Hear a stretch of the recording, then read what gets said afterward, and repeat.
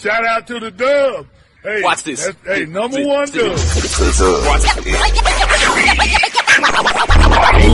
Football talk is a big hit. Sunday nights to Wednesday nights, we striking a match cause we lit. Y'all know the name, we call it the Dub. On Friday nights, it feel like a club. Getting that VIP treatment on the sideline, they showing us love. Great interviews, go hoods, putting in work, go good. Texas youth and high school talking to page on Facebook, hold up. Coach Carter still on the scene, giving advice, he do what he mean. Jay Mack, he be on the scene, rocking the gear, it's so clean. We rise and go easy, I think easy for cheesy. With my steppers, our special kids, making picks and so easy. Trying to win, we so greedy. All my fans are so needy, cause they need to hear them talk about that club. We do it for the dub. We do it for the dub. We do it for the dub. We do it for the dub. That GF dub. We do it for the dub. We do it for the dub. We do it for the dub. That GF dub. Welcome to the Dub, number one high school podcast starring Pat O'Teevy, Jeremy McInnes, Coach Carr, and Brian Reiser. Well, all right. What's happening? What's going on? Welcome to the number one talk show. Speak out. Speak out. Speak out. Speak out. Speak out. Speak out. On to the next round. Salute. Get ready. Dub salute. Hey. Hey man, it's your boy J Mac with the Dub. I'm with the winning coach finally. Finally, because I didn't know. I didn't know. But talk to us about it, man. How it went? Man, I felt like we was up 27-8. Like we had control of the game. Then before the half, with 30 seconds left, they ran an old school fumble rooski on us. And the thing about them extra point attempts, the fakes, we practiced those besides the reverse, but we definitely didn't practice the fumble rooski. They pulled it all out tonight because they needed to. Yeah. My defense really played good the whole game, and they got us on, tricks and fakes. It happens, but we stood up when it counted. On the last drive, up 7, kick 3 to go up 7. I trust my defense to finish the game. So what do you think this says about the character of your team? I always got to say adversity be a character. Obviously, this was a adverse game. Yeah. So what adverse game. All the kids know each other. They friends, and I feel like all these games in our district, Argyle, Heritage, this one, like it's just making us better. Yeah. Like, because when you win close ball games, one possession ball games, when it's on the line, you got to come back. You got to get a stop right now. It's on you, and you stand up to the challenge over and over again. I feel like you're going to have a good ball club when it comes playoff time. Man, tell me about number 23 and your sophomore quarterback starting a backyard brawl. Yeah. Hey, talk to me. 23, cornerback David Hill. They call him Davo. You see, he do it all. Kick out return, punt return, running back, receiver, corner. Committed to UTSA. Got powerful offers from K-State. Cincinnati, he only going to keep getting more. Yeah, I don't think they're going to stick. Sophomore quarterback tonight played great in the first half. Had Braylon Barnett, number 13. Everybody starting to know about Braylon now. Yeah. He was on the Dallas Morning News for one of the top 10 players to break out this week. And you see what he did. Hey, he was Dub Spotlight Player of the Week a couple weeks ago. Before the rest of them saw. Yeah, I'm going to get my credit first. Yeah. Okay. Yeah, hey, great game, man. Backyard brawl, champ. One win, 1-0 for the week. Man. That's all we need. Wings on me. What up, fellas? Salute. What it do, man? It's Sunday night, man. We're feeling good tonight, man. How y'all feeling? Oh, man, I say, Jay, I'm feeling good, man. Say, man. I do ever get piled on, man. I'm glad we got piled on, man. Because, man. Hey, that's how you know it's a miracle, man. God is good. What's up, Solomon? What's going on, y'all? Good to see y'all. Good to be back, man. Good to be back. Solomon say he don't know nothing about that foolishness. he like. Hey, man, before we bring on Paul, man, I do want to give a big shout out, man, because yesterday, Solomon, your name came up yesterday, Joker asked and say, hey, we in Arlington. What Paul? I mean not Paul. I'm sorry. What's Solomon? Yeah. So you know who it was. You know what I'm saying? We was all chilling out there, man. Had a good time, man. Shout out to Coach Lynn and Coach Chris. Yeah, you know what I'm saying? They put on a great awesome show. For me to see that stuff, man. Especially Coach Chris, man. Him and his family, man. That's Arlington royalty. So I love to see y'all going to support them, man. That's awesome. Shout out to y'all. Yeah, man. But Holloway definitely wanted to talk to you. Oh, He keep yeah. asking. He still want to talk to you, man. Oh, he has some questions for you about your list. That's Sure, look. sure. We'll talk And- to him. That guy, the guy that's on the end right there, Simon, that's the offensive line coach. Oh, okay, the guy with the glasses. All the way on the end on the Gotcha, left. gotcha. Okay, yeah. I don't know too much about the that staff yet. I haven't met a bunch of that staff, but that's what's up. Yeah, we'll talk soon. Good guy too, man. Good They guy. cool, man. Yeah. They cool, man. They down to earth, man. We talking about a good hour. I got there late, man. We talking about a good 2 hours. We was just about hobby, just chopping it up. And shout out to Coach Hall at Baylor, man. I had a good conversation with him. Yeah, man. man. Good guy. I tell you what, man, be careful what you wish for. Y'all, any high school coach talking about going to college, man, be careful what you wish for. Grass ain't always greener, huh? Man, them jokers work, dog. I mean, it's all year round. It's year round for them cats. The money is great. I ain't gonna lie, but just know you won't be you spending it. Yeah, that's a good way to put it. Yeah, it's all wifey. If you don't like spending time with your family, college is for you. Good job. I had an O-line coach at college. Yeah, he did not like his family. We dealt with that. So yeah. But yeah, B-Rise, what you got on these hot takes? You want to give it now? We're gonna wait till coach come on. You know what? My hot take, I'm gonna wait the season for that, but my hot take gonna be Solomon and J Mac. The hot take gonna be, man, hey, stop complaining about the district. I'll tell you why. At the end of the day, the cream is gonna rise to the top. It don't matter what district you in. So all this crying about this and that, hey, at the end of the day, Jay, we still got a lot of those. Good. And I'm gonna give some examples too, Jay. This hypothetical, Jay. Let's say you got Duncanville. Let's see, Duncanville, North Crowley. Let's say DeSoto, and this for shits and giggles, they put South Lake. I guarantee you, Jay, if all four of them make it, it's gonna be a rematch around 4. Instead of it being around 5, they just boost around 4. Yeah. And the same team, I say on the difference is, only difference is, hey, you just gotta play them around earlier. Yep. That's true. That's true. I mean, so we gonna talk about it, Jay. Hey, start crying. When the playoffs come, be right as win or go home. It don't matter who district you came from. That's It's what I'm win or saying. go home. I got you. What up? Exactly. Instead of stop beating PNG 4th round, for Freedom State, they just beat them 4th round. Yeah, that's it. That's what I'm saying. So that's what I'm saying, Jay. All this crying about district, hey, the best gonna play the best regardless. This is what I'm saying. You can't duck the smoke, Jay. No, hey. Speaking of ducking smoke, we got somebody ain't ducking no smoke tonight. He ain't. Hey man, y'all give it up for my guy, man. We like to call him Apostle Paul, but everybody else, y'all call him Coach Leon Paul the Third. Give it up. Salute. Man, y'all crazy, man. Big Rise, man. You crazy, dog. I'm just saying, Coach. Hey, Coach, what I said was wrong, Coach.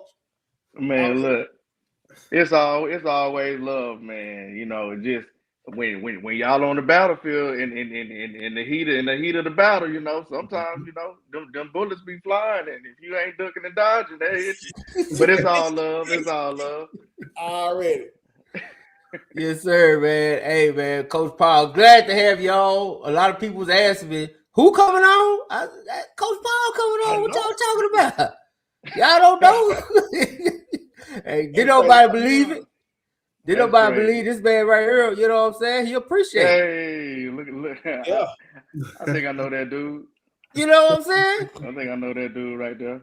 We love it, man. But welcome. Congratulations on your new gig, man. Yeah. How you feeling? Man, I'm feeling blessed, dog. You are blessed. That's the only word that I can use, man. I'm humble. I'm appreciative. I learned so many lessons, and I'm just blessed, dog. Like, I can't wait to show everybody what this journey is about to be like. Yes, sir. So let's start there. Before we go Yeah. backward, let's start there. What was it about Wilma Hutchins that you saw that said, you know what, that's where I need to be? Man, so I know everybody gonna be like, oh, he always, bringing up God and all that, but man, like it is what it is. Like, this road where it wasn't easy. Like when I was trying to do things on my own, I was getting told no. You know what I mean? I went on a job interview, that a job that I think that I had a good chance at, and was told no. And I was applying for other jobs that came open, and I'm applying, and I'm not getting a call back. You know what I mean? And at first, when I was trying to do it, wasn't nothing happening. It was just like the doors was closing and bam, bam, bam. And then like January 16th, man, my dad had hit me with a text message. It was a scripture, and it was about taking upon his yoke. And when you take upon his yoke, the burdens are light and it's easy. Mm-hmm. So I started studying that. And then, man, I'm driving. It's probably about 11:20, 11:30, something like that. I'm driving. And something tells me, man, pull over and put your resume on Twitter. So I pulled over. I put my resume on Twitter. The very next day, I get a DM from the principal, right? I get a DM from the principal asking me if I'm interested in the job. And immediately, you know what I'm saying, I just start, just tears starting. I was just like, yes, like, if this is where you lead me, I'll go wherever you want me to go. And the whole process was so easy, and all the burdens that I had that I was carrying, it just went away. And I was just like, man, this is where I'm supposed to be. So I'm excited about it, because anytime he's involved, blessings gonna come. Yeah. So I'm excited about this journey. So really, it wasn't about any type of school. It wasn't about any type of name. And if all my kids at Lancaster, they done heard me say this plenty of times. I'm going to follow the footsteps that he sets before me, and that's what I'm gonna do. So for a lot of people, it wasn't a popular, me going to Hutch wasn't popular, but they don't even understand. It's gonna get popular in a couple of years, though. Yes, sir. I love it, Coach. I love it. About fact, I'm gonna leave my question. I'm gonna end mine right there and let my co-host, whatever y'all got, man. Let's talk about it.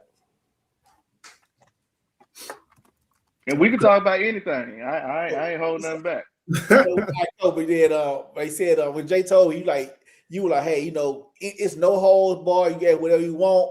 Hey, it's none. I'm like, all right, so Coach, hey, you ready for the smoke? So my first coach, like I said, Coach, I'm gonna say this, because you probably the most talked about coach in down south. Past 20, you talked about, you are talking about like, I don't get like that's good and bad. That's good and bad. I don't know. So all you did, would just make the playoffs each year that you've been there. But it's like, it's always, damage do, damage you don't, Coach. So that just started, how would you describe just your time in Lancaster? My time at Lancaster, man, bro, it was probably at that point the funnest time of my career. Like, you know what I'm saying? Like, there's a couple of things that I want to clear up, because, everybody is talking about whether administration is why, Coach Paul had left. And it's not the administration, maybe administrator, but not the administration. Like, the superintendent is wonderful, and she is pro athletics. Like, she goes to every athletic event. She's great. Miss Jet, the principal, she's great. She's great for kids. If you got kids at Lancaster, you could trust them under Miss Jet. The same thing with Miss Tippett, the early college principal. All of those people are great. You know what I mean? So, around those people, my time there was fun. We accomplished things that people didn't think that we was able to accomplish. We proved a lot of people wrong. We got some fans, and we established a whole lot of haters. So, it was fun. It was a good time. I hate it had to end like it ended, but it ain't a part of my plan.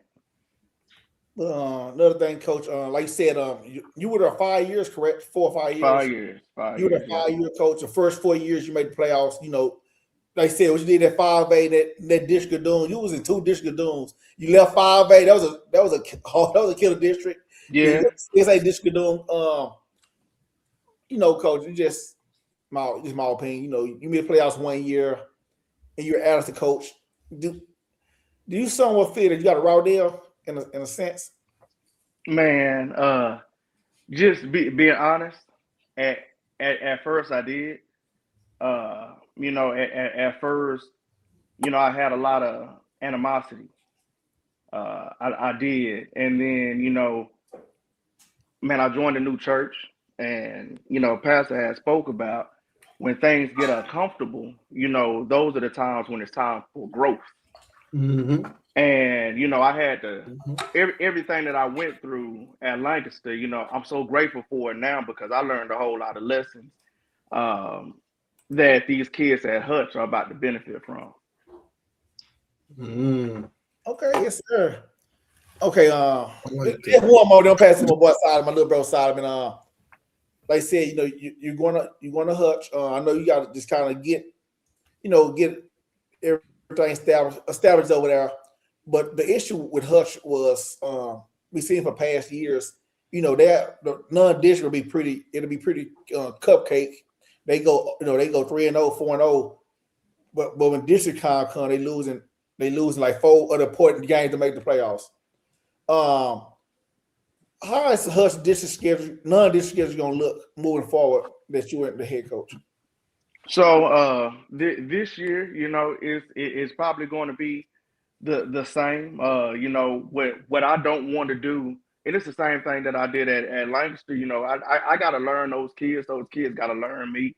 We have to have the same expectations. We got to have the same mindset before I throw them kids in the fire. You know, my first years at Lancaster, you know, our non-district wasn't that difficult. And then when these kids, you know, understood my mindset and understood like, hey, we ain't ducking no smoke, and they was ready for it. That's when we put the Sox and the Denton Guyers on schedule, and then we went to the, you know, North Crowley and the Lidos and Hebron on schedule. But you know, that has to be built. You know, so going into this season, you know, our first game in 4A level. You know, we got Dunbar, which Dunbar, you know, has a lot of talent. Then we got R.L. Turner, and then we're gonna go into our district. Yes, sir. That's all I got. Now, Coach, so I guess first off, before I let the other Solomon get in there, I see Coach Led, I believe he's a Hutch alumni. He a Hutch great. Yeah, great, man. Yeah, he gives you a big salute. He see what it is. So shout out to Coach Led. But you did say is it safe to say that when Coach when the last previous AD left, the one that hired you, left, that opened the door. That opened the door for your exit as well. Yeah. You know, it was a good fight, but you know, at the end, you know, I had to put those kids first. You know, Beverly Humphrey is a legend, man. I appreciate my 2 years under her. You know, I learned so much from her.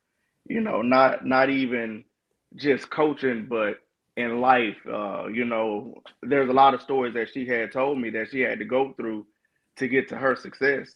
And she was just giving me game every day. Like, you know, I was spending hours in her office, you know, every day with a notepad, just taking notes, kind of like what I was doing at SAMP, just learning how to, you know, be a better overall, you know, coach and assistant AD, and how could I assist her?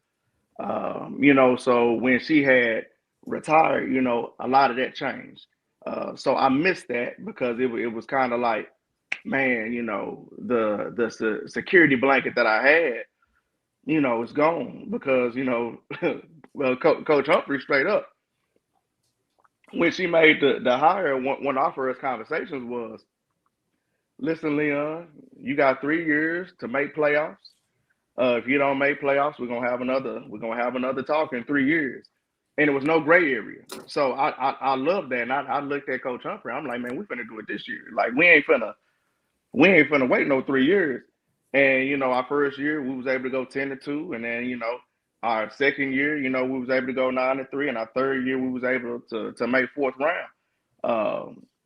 So I love the black and white on the expectations. And when she left, it was just like everything changed. So you wasn't. I take it wasn't a whole lot of black and white. It was a lot of gray. Right. Yeah, I don't operate in gray that well.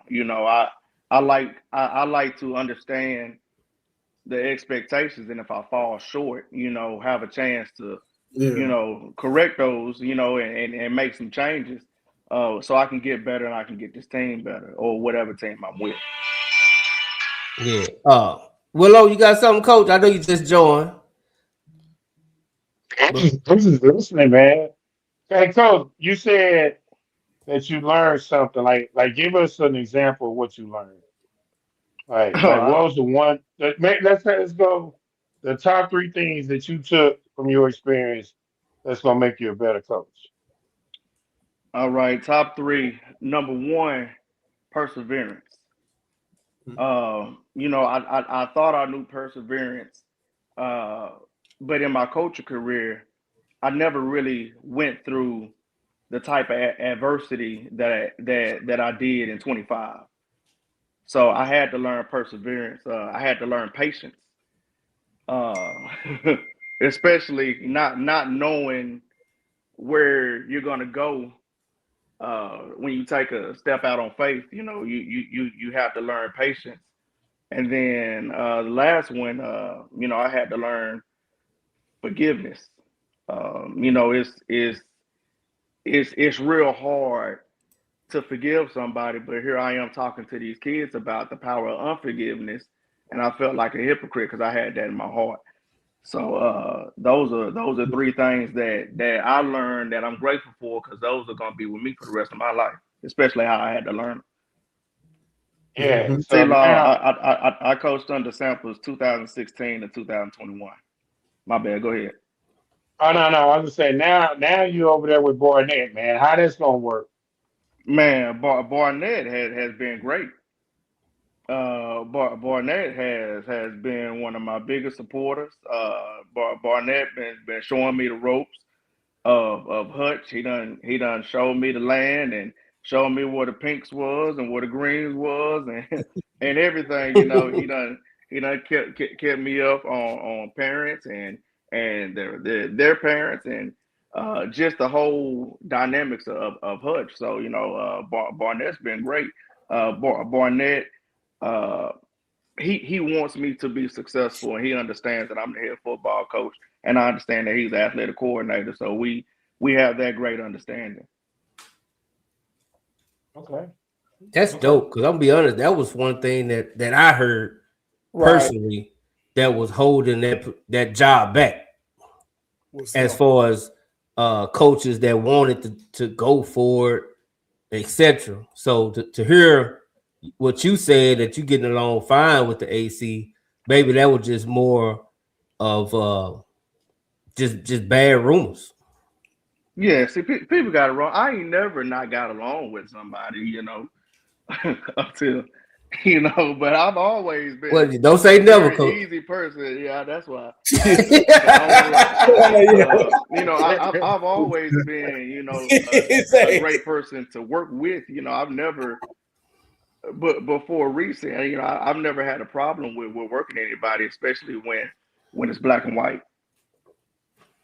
Yeah, So what made it not black and white?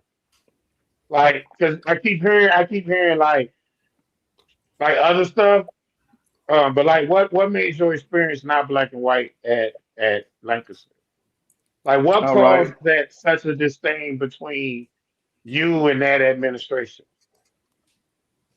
we can't say administration because administration was great, but Administrator.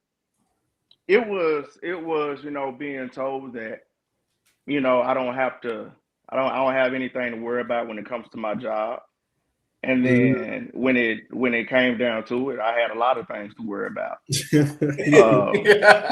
When it came to my job, and there were some things that I wouldn't wish on anybody to go through.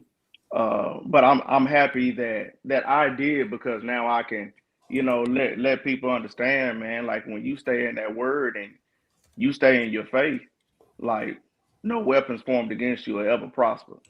And a lot of people was able to see a lot of things that was going on and not understand, and then see that I always kept my head up. I always maintained my professionalism. I always maintained my integrity. I never went to the internet saying anything. I tried to keep everything professional. I tried to always glorify his name through the good and the bad.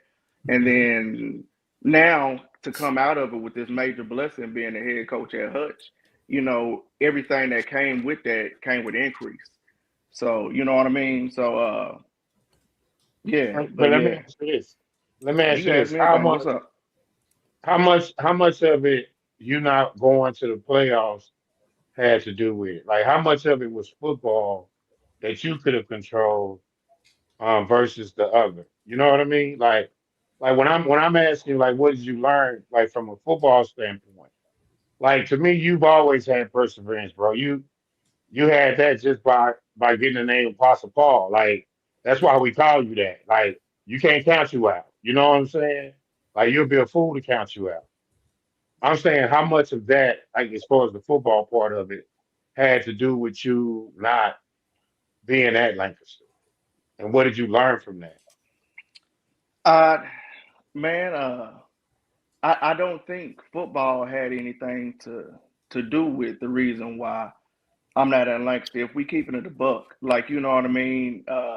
If we keeping it a buck, have you ever known of a coach that has a winning record, a winning playoff record, um, made playoffs 4 out of 5 years, and then the year that you don't make playoffs, every game that you're playing in is competitive. Though, besides one, we DeSoto wasn't competitive. That was a Royal Rumble, and we'll talk about that later. Yeah. But all the games are competitive, and we're playing the top teams in the state of Texas, and we're in the hardest district in the state of Texas, and we don't have the same resources as the teams that we're playing against. Every team that we're playing against has more than one feeder school. We don't. They have higher numbers, than what we did, and to not make it one year and we miss it by one game. I don't think that me not being at Lancaster has anything to do with football. I think that the football part of it, I think that we did pretty well. I think that we won some big games. We never got put out of playoffs in the first round. The last time that we did get put out of playoffs, it was to a team that went to the fifth round, and we lost to them in overtime. So it was a very competitive game. That same team beat another team by 40, and wasn't nobody talking about his job. You know what I mean? So when it comes to football and me just keeping it 100, I don't think that that's the reason why. I just think that my time at Lancaster and my purpose at Lancaster was fulfilled, and it was just time for me to move on. And I was fighting it, and then when I stopped fighting it, things got better for me. Now, Coach, can I let me take you back to last year. Yeah. Do you think the way that that game ended against Longview, do you think that was sort of the beginning of the end, or was it already bad then? No, it was. I mean, I keep it 100. It was never really good. No, it was Like, never from really day one, good. from day one, Well, from I'll from say from I'll say after the first from month. hello after the first month. Okay. I'll say after the first month. Is it a personality clash? I don't know. I Yeah, don't just know. You know Is what it a I'm saying? It just. philosophy? Is it a philosophy thing? right, Like, right. I mean, I just told you. I was just told that I don't really know what it is. I mean, I'm asked. I just just was told I wasn't a good fit. Paul, this my bad, Jay. No, go ahead. Do you feel? I know you don't feel, but some people feel, that maybe it was just this particular length of job was just too much pressure for you. Nah. I guess. I mean, how you feel about that comment? Nah, if anybody know me, like I don't run from pressure. If I ran from pressure, then why would I schedule South Oak Cliff and schedule Denton Geyer and schedule North Crowley and schedule Alito? Like I scheduled those games. Like didn't nobody say, hey, well, here's the games you got to play. If I was running from pressure, then in my non-district, I would have been playing teams I was always going to be 3-0 against. You know what I'm saying? The pressure of the job, it never got to me. You know what I mean? Now I guess the pressure to keep my job, and I didn't even know while it was, you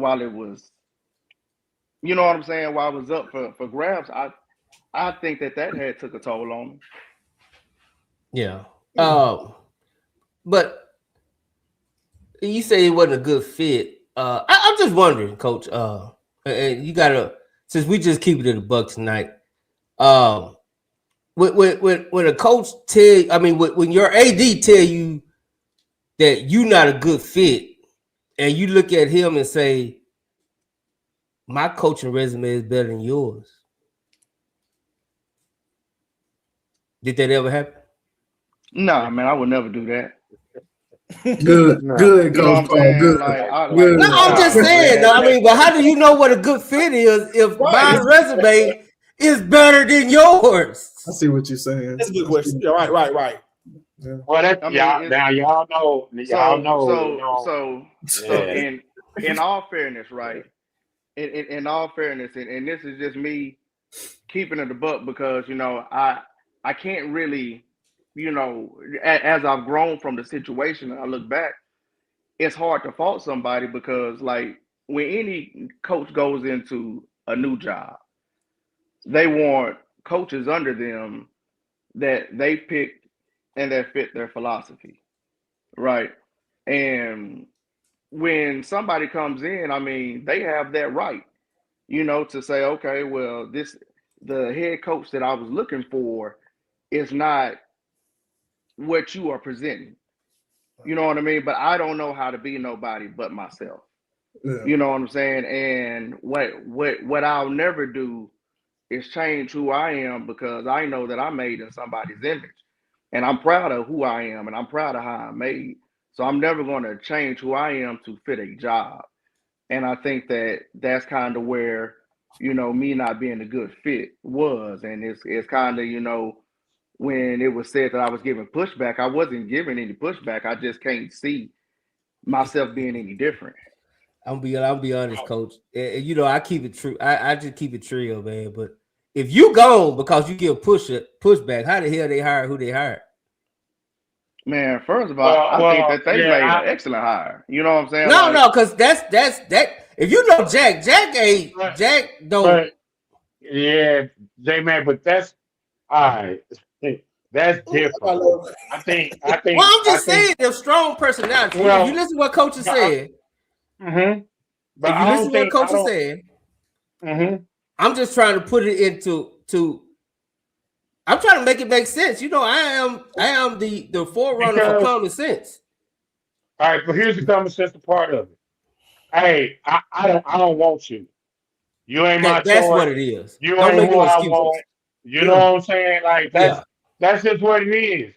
I want you. So whatever pushback you got, I'm gonna give you everything you want because I want you. I don't want you.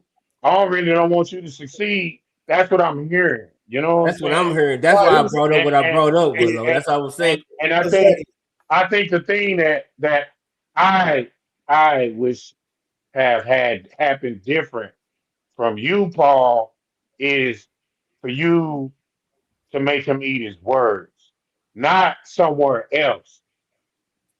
Right there, right then, right on the moment, right at that moment, at that time, where your kids went out every week and proved the point. That to me would have been your biggest And then when somebody big job come open, you get that job. Now it's you know what I'm saying? Like I understand it happened how it happened. It's cool. I'm happy for you. Like so don't get it twisted. I'm just saying I think at that moment you had an opportunity, man, to give it to them. You know what I mean? No, Like so and that's yeah. It That's just all. don't I'm work just like that. It just I'm don't just work. cut. I, You know, I'm I, I, I just hear cut you. from a I hear different you. I cloth. hear You know you. what I mean? Yeah, yeah, Like, yeah, you know yeah, what I'm saying? Like with yeah. me, it's never been on no. Well, I'll show you. You know what I'm saying? It's never been on. Well,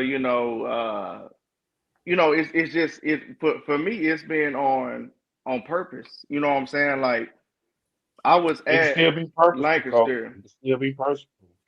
for a purpose, and it was never personal.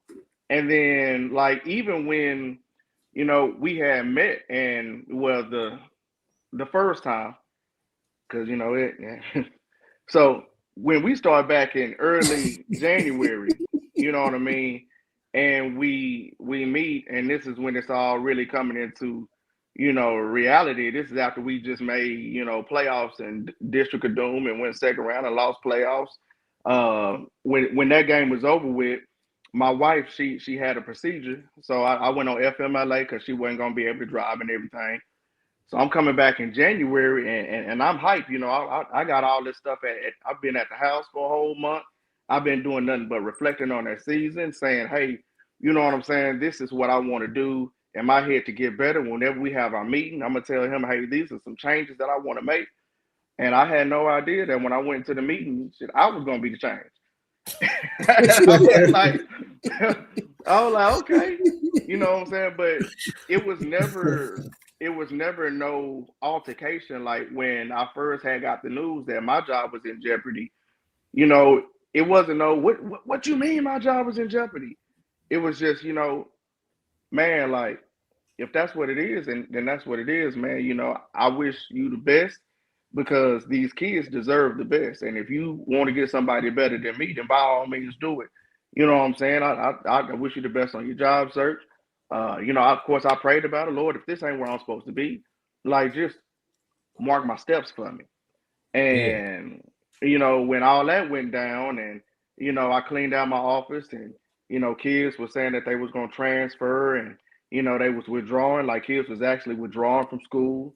I'm at home for like a week and a half. Working at home remotely.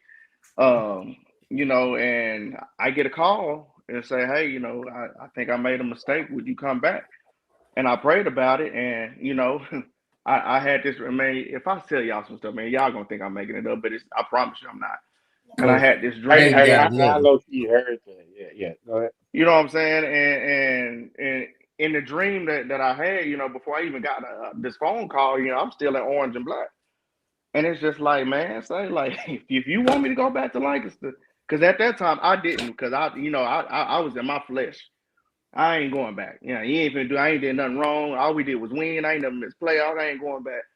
Man, I had that dream, and I just prayed, if that's what you want me to do, then I go back. And then the next day I get a call, hey, would you come back? And I'm like, yeah, cool. And everybody thought that, I was foolish for even coming back, but they just don't understand that I don't like I follow different orders. Like the stuff that I do, it may not be most popular, but I'm just going to do what I'm told to do because that's my purpose on this earth. And now I understand the reason why I did come back to Lancaster, because a lot of stuff that transpired over 25, I don't know if a lot of coaches could have handled it the way that I did and keep those kids together. Oh, okay, Coach. Real quick, I'll let you go, Sal. Real quick, on some Hutch stuff. I see some Hutch fans want to know: have you brought your OC DC in, and are you bringing in the coaches from your previous staff? So I am bringing in coaches. I am bringing in, a few coaches from Lancaster. I'm bringing in, some coaches that are now coaches that I've coached at Duncanville. And then there's other coaches that we have the same philosophy that I'm bringing in. I'm real excited about this staff. I don't really want to do a whole lot of name dropping because I don't want for anybody to hear that their coach is not going to be at their campus on a podcast. You know what I mean? So, so I want to make sure, but because a lot of these coaches are in different seasons, and they may not have told the kids that they're in the season. So I don't want to say names. But I'm very excited about this staff that's coming to Hutch.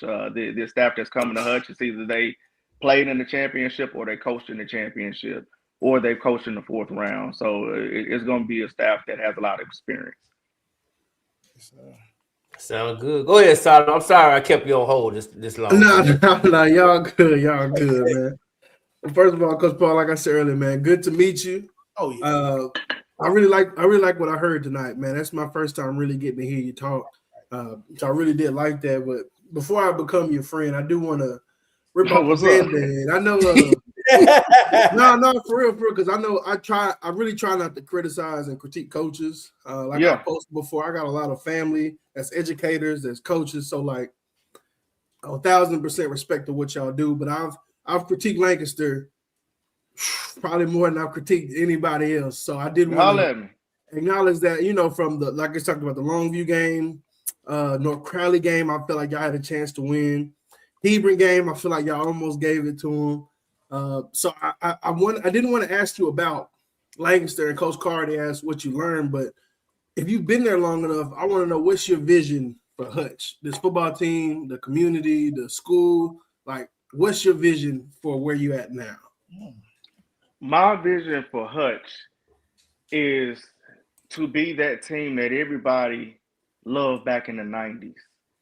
My vision for Hutch is to get the community to come to the games and know that they're going to have fun because Hutch is going to be on top. My vision for Hutch is to play 16 games, and that's going to be my vision anywhere I go. My vision for Hutch is to keep Hutch kids in Hutch and make sure that Hutch kids go through the feeder system and then come through the high school. My vision for, the kids at Hutch are to be a proud alumni at Hutch, especially if they live in that attendance zone. I don't plan on, taking too long to, make playoffs. I plan on doing that, in the first year and each year building on that. Hutch has a lot of talented kids that's walking in that hallway. And the thing that I love about Hutch is all those kids, they play every sport. Like you'll see kids that play football, and then as soon as football is over with, now they're on the basketball court. When basketball is over with, now they running track and playing baseball. Right. You know what I mean? Which is a little different than what I'm used to. But when those kids understand what the name Hutch really means, like when I talk back to some of those, players that played back in Hutch, I had a meeting with a couple of alumni, and they still got the songs that they used to sing. They still, remember the homecoming games, and you know what I'm saying? Like they still have that fire in them about Hutch, but a lot of other people don't because they don't know that Hutch. And so my vision is I want to bring that Hutch back. Okay. Like I was talking to one alumni, he said, man, what we used to say is the Hutch is too much. You know what I'm saying? I'm trying to bring that back, to where when people see Hutch on the schedule, after we play them, they're going to say the Hutch is too much. Okay, I like that. And then I had another one for you. I know, like you said, we're at Hutch now. So it's a kind of a long question, I guess. I know that the talent that you have might not be what you had at Lancaster, and that's cut and dry. But at the same time, the district is a little more even.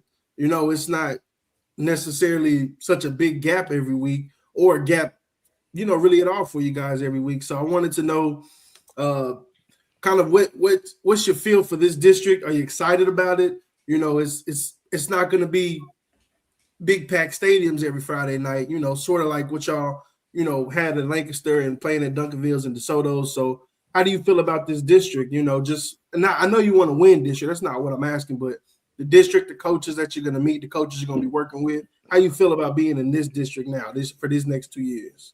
Man, I feel humbled to be a part. Like when people look at the district, like Carter, I believe Coach Gilbert does a phenomenal job. The same thing, the same as Bam over there at Kimball and Lincoln.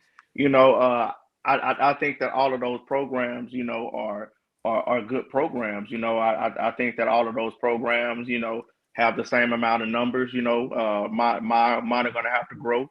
But I think that it's going to be competitive.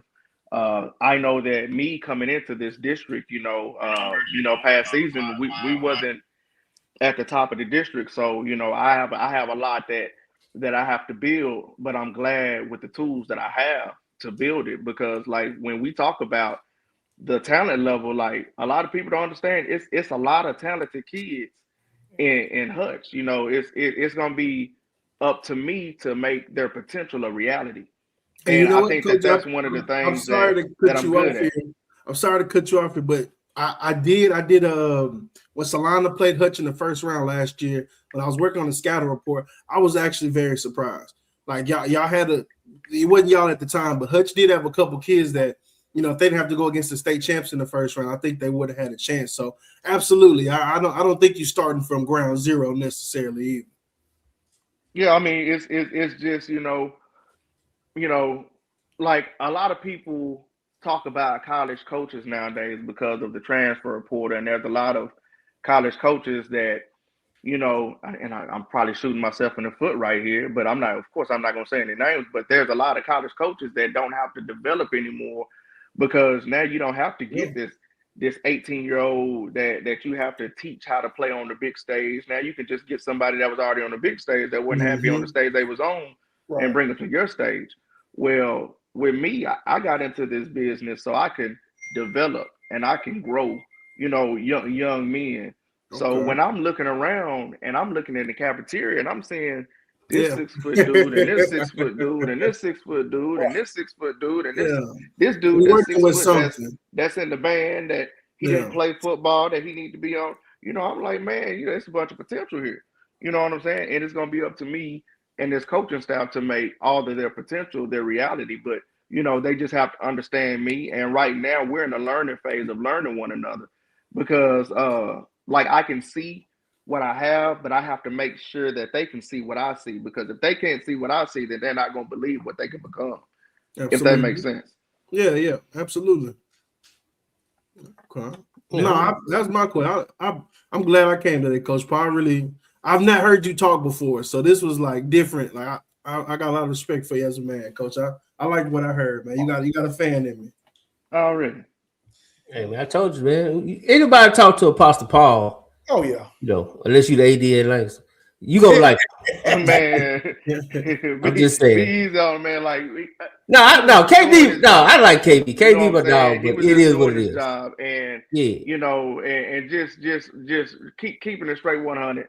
His job is to bring the best possible coaches into Lancaster as he can, and just be keeping it a buck. I mean, he's been doing that. I mean, the head girls track Coach Hayes, doing a phenomenal job. The head basketball coach Howard, doing a phenomenal job. So if his job is to get the best coaches possible in there, and if I wasn't in his vision as being the best possible coach, then by all means you got to do what you got to do.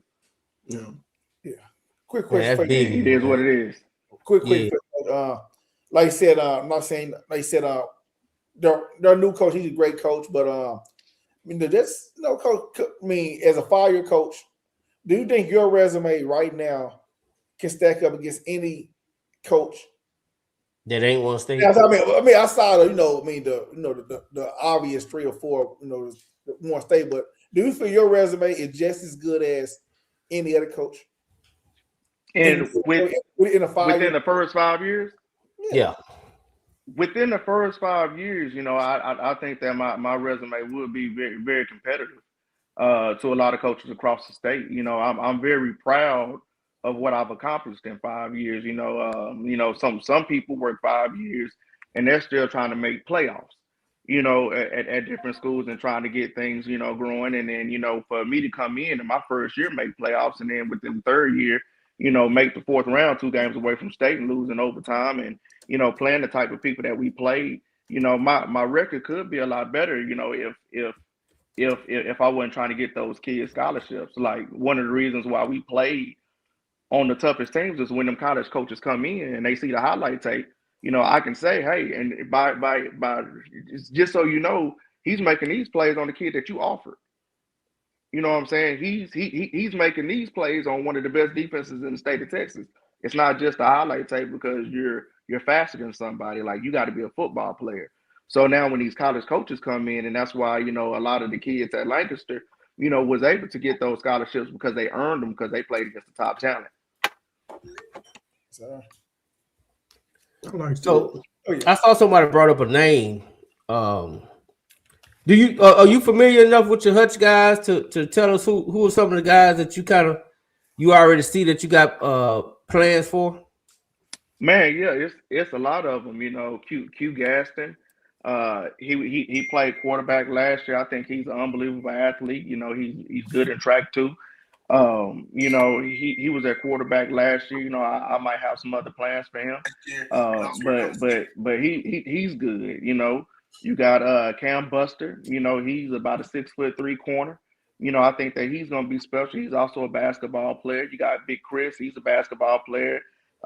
He played tackle. I got somebody that's coming in that's really going to develop him. It's a lot of kids on that basketball team that I see change directions well, that are going to be playing on both sides of the ball.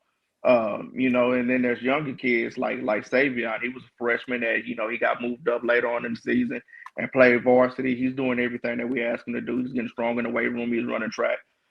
So, you have a lot of tools there to work with it. It's not like somebody is asking you to build something and now you got to go find the tools. No, you got them there. You just got to use them the right way. Let me that Gaston kid you mentioned, because I knew I had to go back and look at my old notes. That kid had a freaking Florida offer as a sophomore. Just for people that don't know what's down there at Hutch, man. So that's what's up. I ain't know he had a Florida offer, but already okay. It's the talent down there. That's new to me. I got to put more expectations on them now. Coach, hey, you got some players down there, Coach. It's talent down there for sure. Man, it's a lot of talent down there. Hutch, man, that Dallas ISD, bro. Like, it's funny because like a lot of people say, man, I can't believe Dallas ISD got Paul, and in my head it's just like, I can't believe Dallas ISD chose me. Like, you don't know about Dallas ISD until you're really in Dallas ISD. And I didn't know about Dallas ISD. Like, the things I heard about Dallas ISD was they're not pro athletics and blah. No, that's different.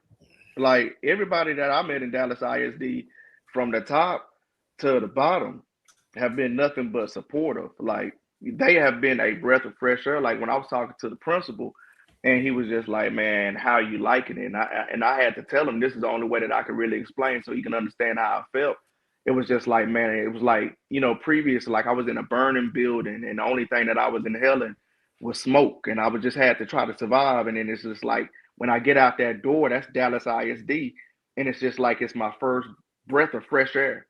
Mm-hmm. You know what I'm saying? And that's what Dallas ISD has been to me. So, I'm grateful for Dallas ISD, and that Dallas ISD, yeah, it's increased. So all you coaches, y'all better stop looking down on Dallas ISD. That Dallas ISD will treat you right as a coach. I promise you. Hey, they've been trying to tell him, but championship call. He a DISD coach too, so we gotta call him championship call because he a little bougie now, coach. Medal. Oh yeah, he a little bougie now, coach. So we got to call him championship Carr. Carr. Ain't bougie. I ain't seen Carr smile yet. Carr ain't bougie. Hey. Now you can call me the athletic coordinator, Carr too. Yeah. Oh, okay. Yeah. That's a long title, man. I can't talk that long. Yeah. No, you don't have to talk that long, coach. You don't have to talk that long. But it's all good. It's all good. Look. Listen, I'm telling you, man, welcome to DISD, Paul, for sure. So, You're gonna get drugged 1 week after year. And I'm gonna be leading lead the club for that. So don't worry about that. Don't You take talking that about one get personal. drugged? Yeah, He's yeah. a One Carter one week alum, after coach. year. So No, man, I can't remember the last time no, I had got Paul, Paul, drugged. Paul, we don't have to go there. You know what I mean? We're not gonna go this, I'm just saying, you listen to that one. That's what that 1 week gonna feel like, Paul. When y'all play Florida, this is what you're gonna hear it sounding like. So don't get in your feelings right now. You got a whole off season to get right. But All that He's a right, one Carter I week got alum, you. coach. He's a Carter is alum. going Hey, down, Paul. yeah, You know, I know that. You know, yeah, if Carter gonna represent anything, it's gonna be Carter, it's gonna be Michigan, and it's gonna be whatever school he with. yeah. Stop, So baby. I Stop. got you, Stop man. saying it. Stop. Huh? Stop. Sock, And back and bounce Sock, I for it, got you. baby. Yeah. Wherever my feet at, that's where I'm at, baby, for sure. That's what I said. Any school that you at, you gonna represent. When you was at Sagerville, you represented, and then you got the sock, and you got that medal and got that ring. You gonna represent. Yeah, man. Love it. DISD, baby. Listen, man, I rep DISD everywhere I go, so it's Got all to. good. Yeah. Well, now I am too. There you Yeah, go. Now man. let's talk See, about that yeah. district, though, coach. Let's talk about the district. Let's talk about it. It's an all DISD district. I just put it up a while ago. 19. Now Yeah, it's a 19. 9-team district, which means you got a short pre-district schedule. And I did think it was interesting. Who you say your pre-district games are? I got Dunbar and Oriole Turner. Okay, so now Dunbar is a team you might end up seeing twice because conveniently that isn't that district the team that you'll see in the first Yeah, round. I think they got them in the first round. But see, I mean, you do things like that on purpose. Like right now, I don't know any of the teams in 4A. I don't know, how they play, the aggressiveness or anything. So what I wanted to do is I wanted to see who I could possibly be playing first round or one of the top teams in that district, and then see where I stack up against them. See if I make any mistakes that we need to fix. See if we're not physical enough that I got a whole season to get more physical to get ready for that game in first round. I just don't want to be surprised. So I think that's going to be a good first game for us. It's really going to see where we are. Are we where I think we was, or are we not? And then what do we need to work on? Dunbar a playoff team too, so yeah, good measuring stick we're going. It is. Yeah, I like that. Now this district, I said something, and Willow agreed with me. I think you go into this district clearly with as a head coach with probably the best resume in the district. Right. I think roster wise, I still think Carter probably got the more talented roster in the district. I think Kim was probably right behind him. You always got to look out for Pinkston, man. They was just so sneaky. I don't know what coach be doing over there, but all they do is stick around and make it to the playoffs. Like they do it every year. So looking at this district, coach, you coming in who I like I said, I think you coming in with the best resume, man. How do you see yourself going up in this district? I mean, obviously, we're not gonna compare it to the district you was in, but just no. But I think how do you have look to. at it? So when I say that, I think that you have to. Like, I mean, if we rewind, 2 years ago when we go in that district, everybody is saying, hey, well, they're competing for the 4th or 5th spot. And I think based off of last year, going into this district, just being realistically without any games played, if you look on paper, you're not gonna put us 1, 2, or 3. You'll put us 4, 5, or 6. You know what I'm saying? So the mindset to me, like the last district, I think it really got me prepared for this district because I have to come into this district, playing my top game every game. It's not going to be a week off because if it's a week off, you just never know who could come up and get you. That's my mindset. I'm not looking at the logo on somebody's jersey. I'm looking on, hey, this team that I'm finna play is trying to take food off my table. You know, Mm-hmm. my dinner table is playoffs. And every week, I think that we got to be at the top of our coaching. I think that we have to be at the top of our preparation, and we have to go into every game like we was going into every game like we was playing Duncanville. Yeah, Yeah, it's yeah. all What? even. Yeah, Coach. Listen,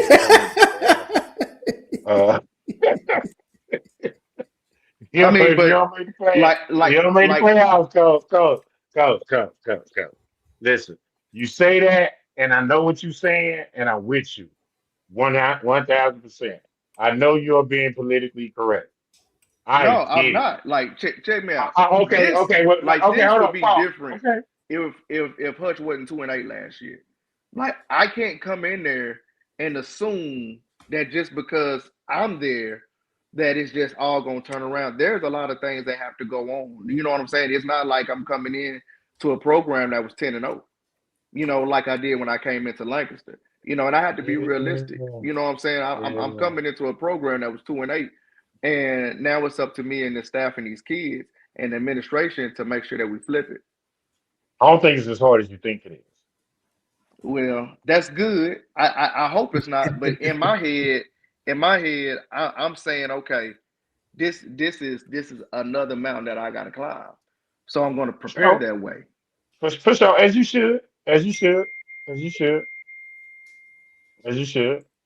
I just think this year, man, DISD should have 3 teams to go to the second round this 4. year. I'm picking 4.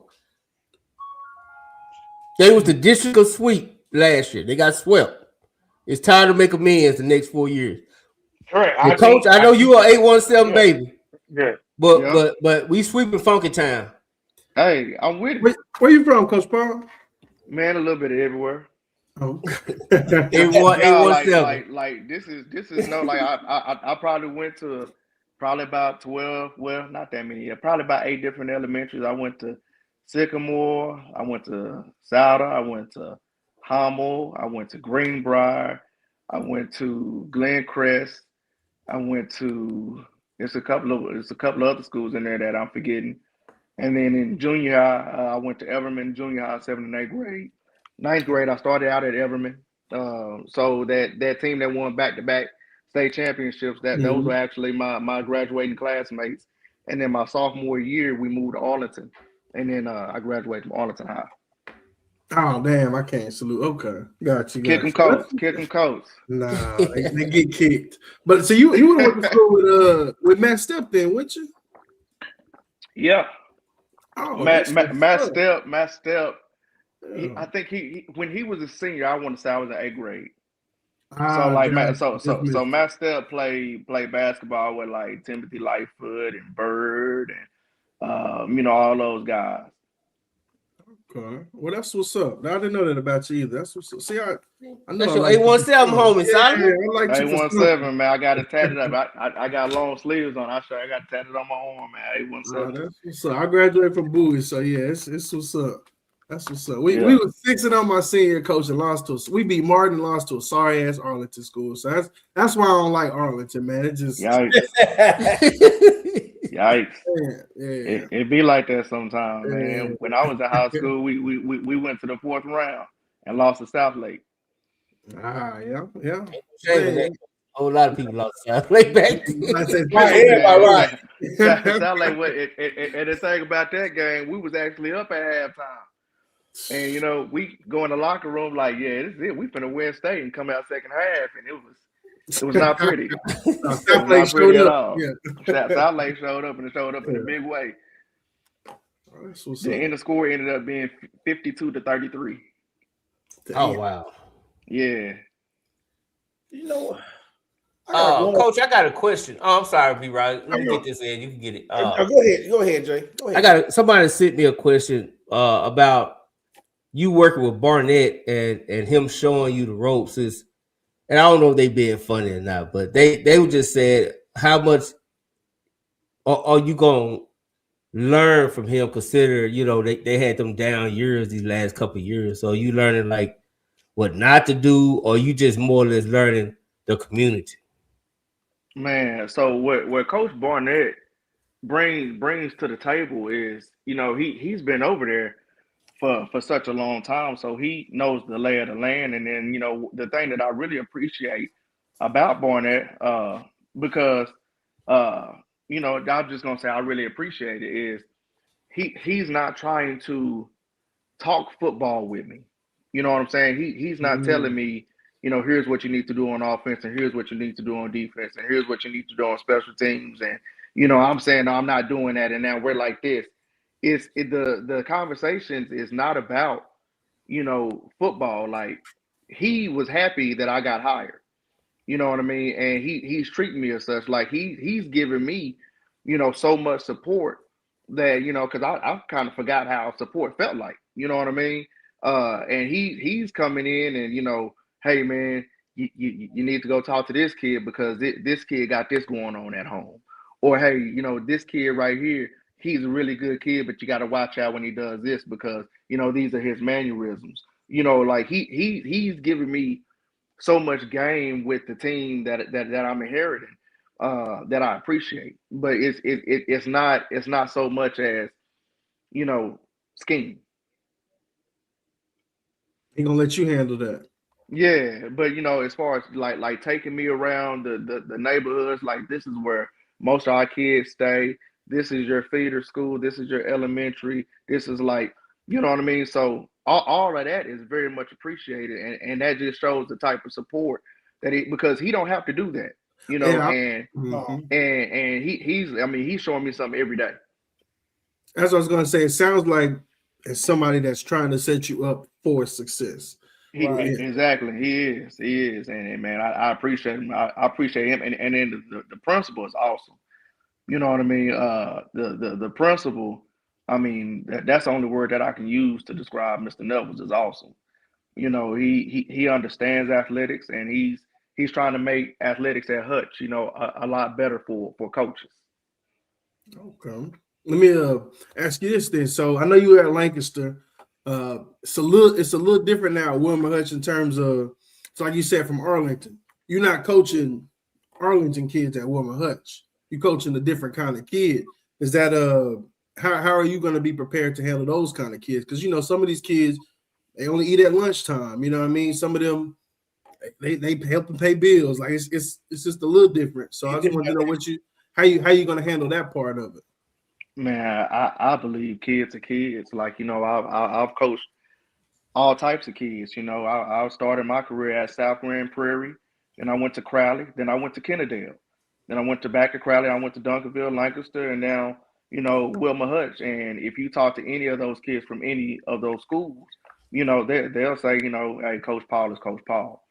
And I have to go in there, not trying to adjust to my demographics, but I just have to go in there and be the caring coach and the coach that wants to pour into kids. And when those kids see that, like, I think that they're going to buy in real quick. At every school that I've been to, I've always had chips and juices and all that stuff in my office in case anybody needs it. Like, you know what I mean? At Kennedale, a lot of those kids was very privileged, but there was a lot of those kids that wasn't. You always gonna have those kids everywhere. Yeah, there's two parts. You know what I'm saying? Yeah. You know what I'm saying? So I just got to stick to who I am and still do what I do for these kids.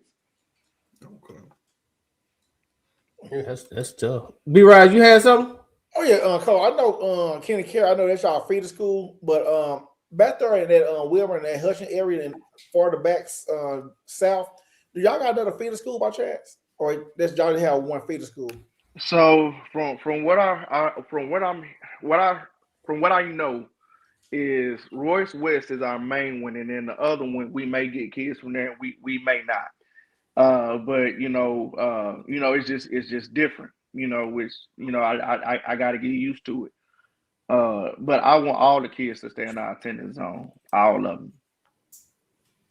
What other middle school is that? I don't even want to lie to you. I don't know yet. Okay. I got to keep it a buck. I'm not going. Yeah. That ain't who I am. I'm still learning the lay of the land. Like on my lunch every day, I try to make a drive Sometimes I get lost. I'm glad I got my navigation because I'm from Yeah. Fort Worth, so I don't really know a lot about Dallas, but I'm learning everything to where now if somebody says, "Hey, coach, can you take me home?" I know exactly where I'm going. Okay, yes, sir. That's it, Jay. I do want to know somebody.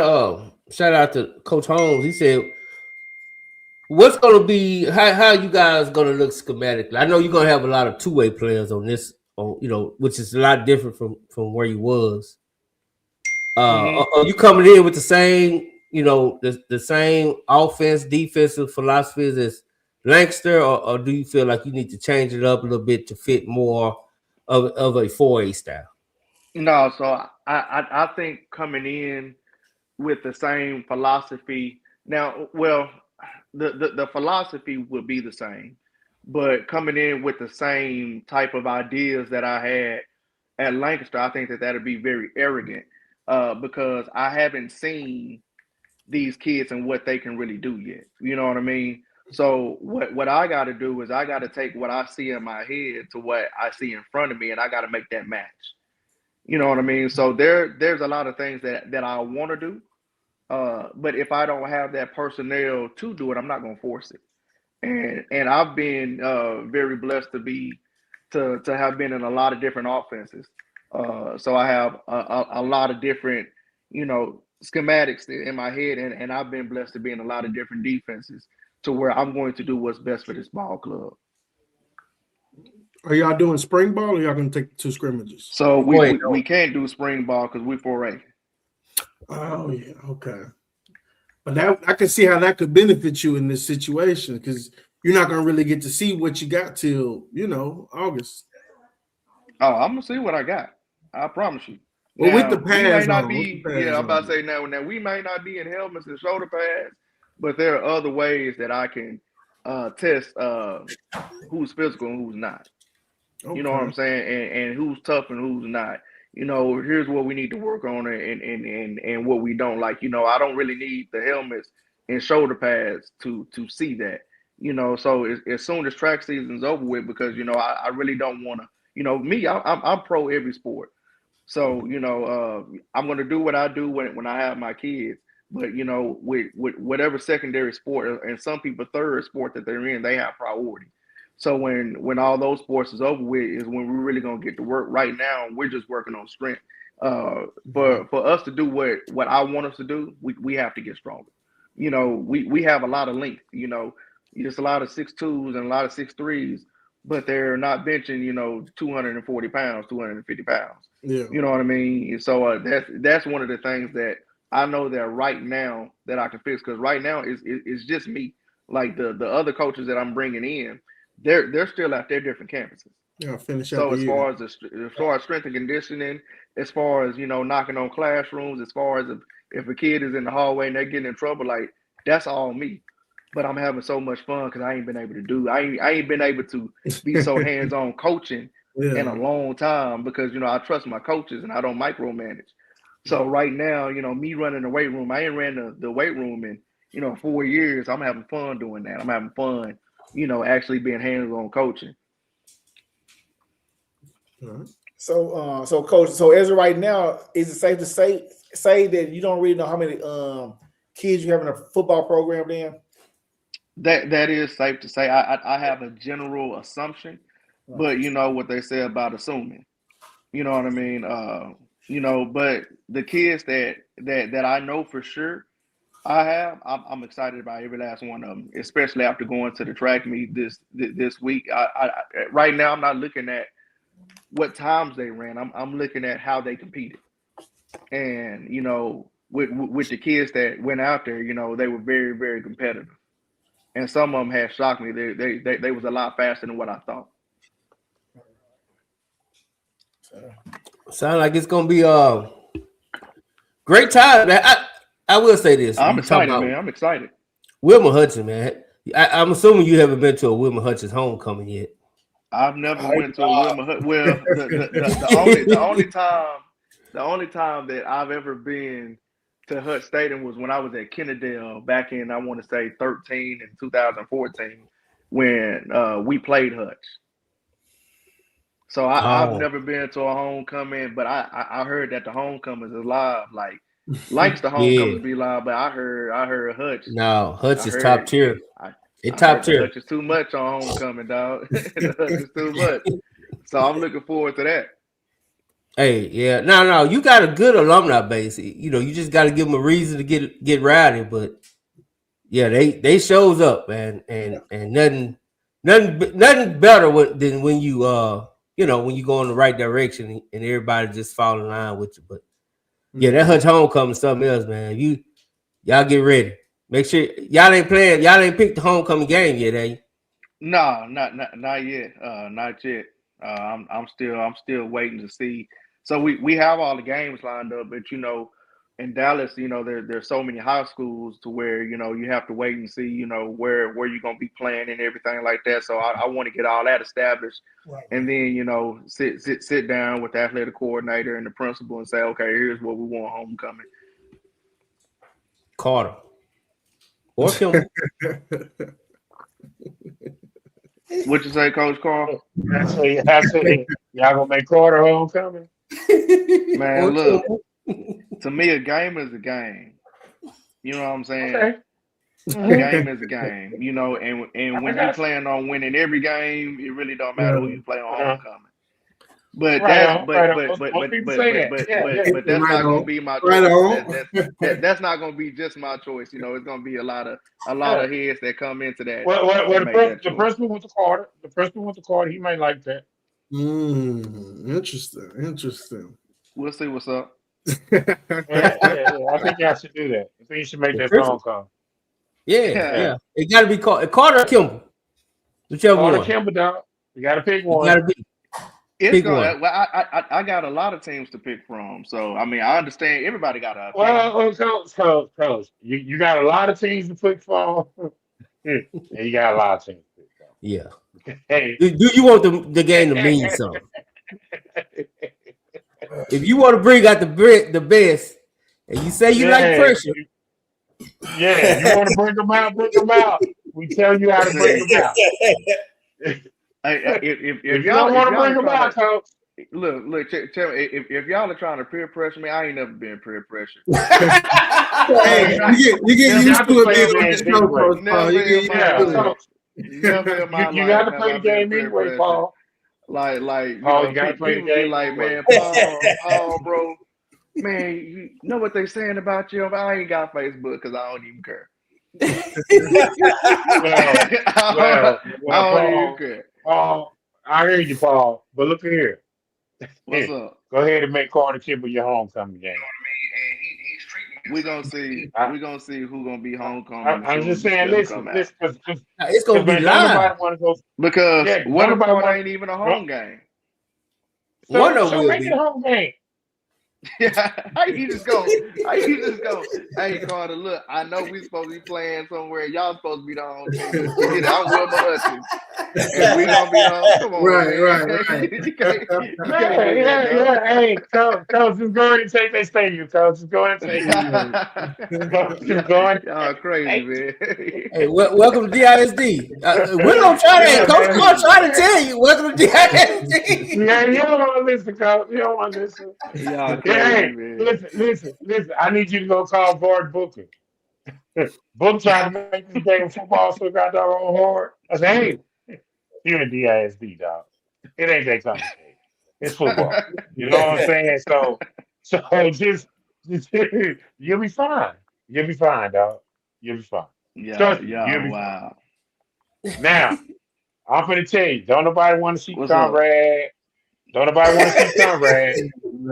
That's pretty nice. Don't nobody. Listen, I'm trying to get you hype, Coach. I'm trying to tell you, Roosevelt game ain't gonna really mean a whole lot. But you got Lincoln, you got Carter, you got Kimball. Now, Pinkston, depending on how Pinkston feeling, if they feeling like they've been feeling, they'll sneak up on you and they'll get you for a 50. But see, I ain't listening to none of y'all.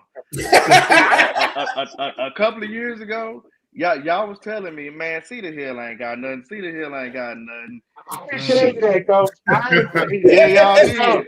Coach, no, We I had said barely it. I been was just a seated year off, in Coach. playoffs. I ain't listening to none of y'all, man. You listen I'm to making my J-Mac. own evaluation. Yeah, I was just a year off though. I said, but I was just a year J-Mac talking off. about, yeah, y'all gonna beat Cedar Hill by 40. We beat him in I, overtime. I ain't listening to none of y'all, man. I ain't listening to none of I ain't y'all. buying it, Paul. Paul, listen. Anybody on this show that's been honest with you, I have been very honest with you. You know what I'm saying? I've been giving you nuggets every year. Okay, I'm trying to help you now, man. Okay, Oh man. don't fall for the banana in the tailpipe trick. Don't do it. Don't do it. I've been trying to help you, dog. You know what I'm saying? I'm the only one on this show that's been honest with you. I told you don't fall for the Cedar Hill stuff. That's J-Man. Don't Dang, listen so to him. he calling all y'all liars, dog. Yeah, so y'all just gonna take that. He calling y'all That's his liars, y'all opinion, make. Coach. That's his Y'all opinion, just gonna Coach. take Coach, that. I've been called worse, Coach. I've been called worse, Coach. I've been called worse. Yeah, it's That's okay, his Coach. opinion, It's Coach. okay. Yeah, Coach. Look. We told you he championship call. You can't do nothing. Now Yeah, you just gotta. Coach. And y'all know what he had told me at the state championship. So I get down there on the field, right? And don't ask me how I got down there, but I'm down there on the field, and I see him. I was like, "Congratulations, coach." He said, "Yeah, now I got a ring like you." I said, "Boy, this." Oh yeah, I'm telling you, Coach. That's why you see, ain't nobody saying that. It's just car talking. Everybody else just sit here, we just listen. Hey, Paul. We just have the championship talk. They don't know nothing about this. Yeah, this conversation we had. Oh man, I can't believe the people out there think that me and the Dove didn't get along. Man, I love y'all. Man, they told me that yesterday, Coach. Yeah, it was a real beef, Paul. It was a real beef. No, it was a real beef. It was just, you know, Paul, y'all had an opinion that I really didn't like. I know, but you kicked me rides out the stadium and Pat. I didn't do No, that. that was swaggy. That was swaggy. I dare not kick nobody out the stadium. I just seen Swaggy. I seen Swaggy the other day. I seen Swaggy the other day. I just want to know who did y'all see eye to eye? Nah, you know I'm a little taller than Swaggy. You know, I'm 5'5" and a half. I think it's like 5'5". So you say Mac yeah. Now be right. Yeah. I'm 5'6". Okay, well then he got me by half an inch. Be right 5'5". Yeah. Well, no. Okay. Get it right, Willow. I'm the third. My bad, man. My bad. So, look, man, we happy for you, boss. You know what I'm saying? And we rooting for you. I appreciate it. You know, it's just that one game out the year. You know, it's just that one game. I understand, man. And I just, you know, look, when that game is over with, man, if it don't go in your favor, man, we could still be friends. Oh, trust me. After Willow get through talking about Carter, you might be his only friend if they lose that game. Hey, listen. Let me tell you something, Paul. We ain't gonna be cool from the time the ball is kicked off until the whistle is blown in the fourth quarter to end the game. Then after that, hold on, time out. But you're gonna be on another side. You acting like you over there. I am over there. No, you I'm here to school, Paul. Paul. He's serious, Paul. His wife go with the Kimball. He's serious. Paul, I don't talk to my wife on Kimball and Carter game. Okay? I don't even sleep with her, Paul. Okay? My son went to play Paul. You went too far. Yeah. My son went to play Paul. We out there at UT Commerce while they out there playing, and he talking about he want to ride home with us. I made him ride the bus. He had to ride the bus back to school. I don't play that, Paul. I do not play that. Look, all my kids go to Kennedale. My wife work in Kennedale. if we play Kennedale first round, I'm not sleeping anywhere besides my bed. It ain't that serious, dog. Oh no, no, I don't sleep with the enemy, coach. Coach, I do not sleep with the enemy, coach. It is a Coach Paul on different that one. level, coach. Listen. Yeah. Let me tell you something. But you act like she played football at Kimball. Coach, she went there, coach. She went there. That's bad enough. Okay. She went there. You tell her to go there, coach. She didn't even live in man. No, she didn't live in East Back in the coach. day, Coach, she was supposed to go to SOC, coach. But see, okay, look, she lived in SOC. Back in the day, it wasn't a lot of J-Mac, and you went where the bus picked you up. Coach, she went out of her way to go to Kimball. So when we play Kimball, I'm gonna go out my way to hate her. Okay, it's just what it is. Man, I hope she ain't listening. You ain't gonna have a fun night. Probably next to him. That's all that stuff you talking about on the dub. That ain't what really happened. It's a lose-lose. You be painting my toenails on that Thursday. That ain't what really happened. Why you fronting? He packed all the business in that morning, coach. She said, why you put my business out in the street? You know, I take it easy on her, coach. Listen. I feel that way about that team in Ohio. I feel that way about that team over there on Westmoreland. Hutchins didn't bother me. We always beat Hutchins, so it didn't really bother me. Yeah, coach. And that's it, coach. That's it. And them people on Marseilles, that's family, coach. That's family. That's family. It's always gonna be family. But your wife is a little bit more family than them people on Marseilles. I do believe. Not for 48 minutes. I got you already. 48 minutes. She is the scum of the earth. Hey. Already. Yeah, baby. If you watching this show, I dare not. Don't call it baby talk.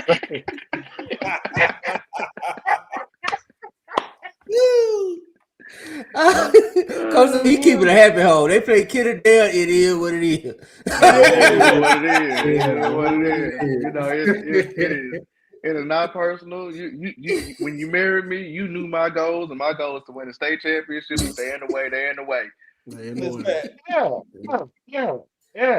Yeah, it's all good. I mean, you know, listen, Coach Paul. When we won state, my wife was there, Coach. So I understand, you know. Yeah, she was probably there because her team wasn't. She just wanted to support you. Because hey, listen, she won't wear nothing that says socks. She'll wear 8 colors.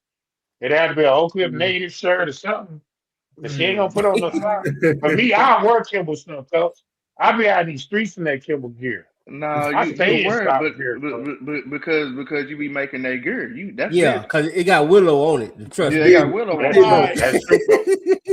We didn't say all that because you want to be technical about it.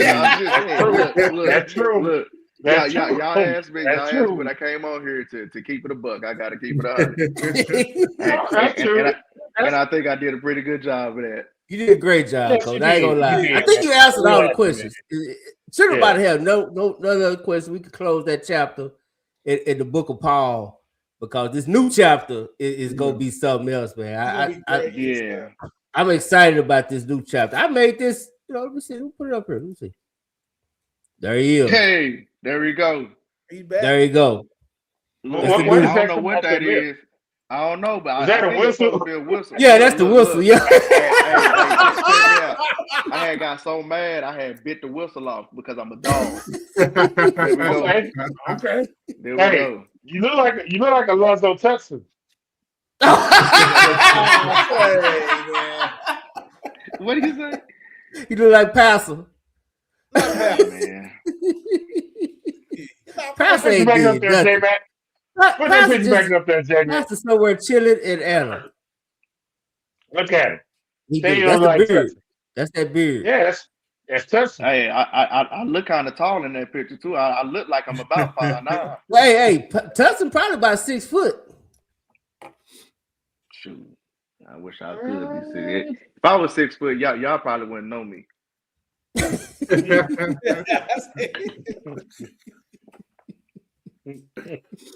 Oh man. Hey man, Coach, we miss you, Coach. You can't stay away so long next time. Man, look, all y'all got to do is invite me back. I don't know what took y'all so long. I'd have came back last year. I wasn't talking to nobody. I was talking to Jesus and God. Yeah, we got receipts. hey, we got the receipts when you was like, I'm gonna have to humbly decline. I ain't talking to you. He had a big week. I wasn't talking to nobody. Like it was a lot of people that was asking me, and my main focus was them kids and trying to keep my peace. I wasn't talking to nobody. You was going through the storm. We get it. Yeah, man. I would say be right. He just trying to but like real talk though, because I know this show going on kind of long and we finna wrap it up. Real talk, man. If anybody learned anything from witnessing, the adversities that I went through and then see me now and see how I came out of it, man, you can't tell me God ain't real. Mm-hmm. And you have to understand that when he push you through things, if you say that you got faith, God is a God that's going to test your faith. Mm-hmm. So whenever you're going through that test, because it's people watching right now that's going through a test and they don't even understand. They just wondering why everything's going wrong, why this happening to me, why is this happening to me? Man, it's happening for you. Make sure that you hold on to your faith and you stay steadfast in your faith and don't lose it, and you'll come out on top. I'm a living testimony. I'm a living testament. And when I came out that storm, it's just been increased everywhere. And I got exactly what I wanted. I wanted to be at a program where I can build. He gave me that. I wanted increase in my household. He gave me that. I wanted peace. He gave me that in abundance. So if you're going through things, man, don't give up. Mm-hmm. Don't give up. Just stay steadfast and things will get better. He'll always bless you if you glorify him. A lot of people go through things and won't glorify him because they're going through things. You only glorify him if you get things. Nah, man, glorify him through it all and watch how it work out. Oh yeah, I need to hear that myself. Yeah, that's real talk. That's why you the apostle. Yeah, I like it. I like it. That's why I'm telling you. If it wasn't for the dub, man, I try to tell you. Look. New William Hutchins. I'm telling y'all, man. Y'all just got a little taste of what Coach Paul gonna bring. You definitely gonna be motivated to play every week. If you listen and apply, it's gonna be all right. It's gonna be all right, man. We trusted Apostle Paul. Never count him out. Never count him out. Coach, we appreciate you, man. Boy. Yeah, I appreciate y'all having me on, man. I can't wait to get to a game. Look, y'all at the game, y'all can even come on the sideline. Oh man! Now you better tell Barnett that. No, make sure you tell Barnett that. You can't come, Carl. You look too aggressive. Talking about that. You ain't gonna sleep with your wife because they playing a certain game. I don't know. That ain't the kind of energy you want to be around. First of all, what you're not gonna do is criticize the champ. You're not gonna do that. Hey, if your championship don't say football, sit this conversation out. Nothing. Okay. All right. So listen, I'm just saying though, Paul, I ain't got a dog in the fight. So when I can't come to no Carter game. And if I do, I'm definitely not gonna be on your sideline. Because if I was, I'd be heckling the shit out of you. I would be heckling the hell out of you against Carter. But everybody else, you safe. Everybody say pull up, dog. You pull up in any game, man. I appreciate y'all.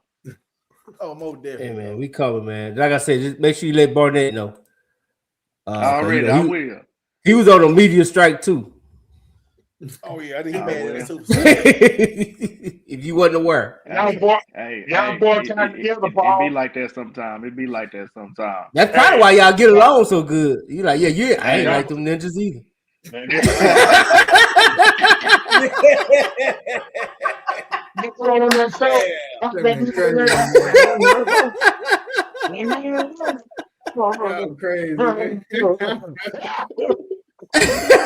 Yeah.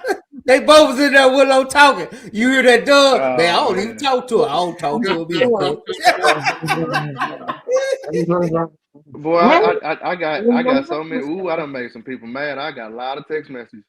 It's blowing up. Before I'm gonna blow your phone up one more time because somebody want to say goodbye to you before you leave, coach. Already, I'm gonna holler at you. Who is it? Oh man, that's my guy.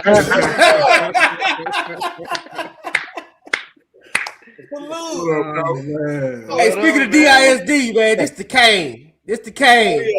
Man, so what a lot of people don't know about Todd, bro. A lot of people don't know about Todd, man. Todd always had reached out to me. You know what I'm saying? Todd, he always gave me words of encouragement when I was going through all of that stuff, man. Todd, real, man. I appreciate you, dog. Nah, man, you gonna do a good job, man. It's hard in these streets. I'm one game away from being not shit too, man. You know. Hey. At least you know what it is. Hey, at least you know what it is, Todd. Yeah, I know. It's hard in these coaches. You know, Todd. You know, been through it all, boy. But be right. You got to take Paul around, man. Boy, they don't know what you know about that area, man. Man, it's always take him to BFL. Be right. Man, pull up on me, dog. Now I heard about BFL. Now, those Thai kids over there. Those Thai kids. Well, I don't know my Thai kids there. Y'all got all that Holly Hills and all that, man. but you know, miss your streets. Yeah, I'm gonna show you something, Paul. I got to, man. Yeah, man, pull up on me, dog. Yeah, B-Rod know that he know that area over there. Yeah, I know your area too. I know.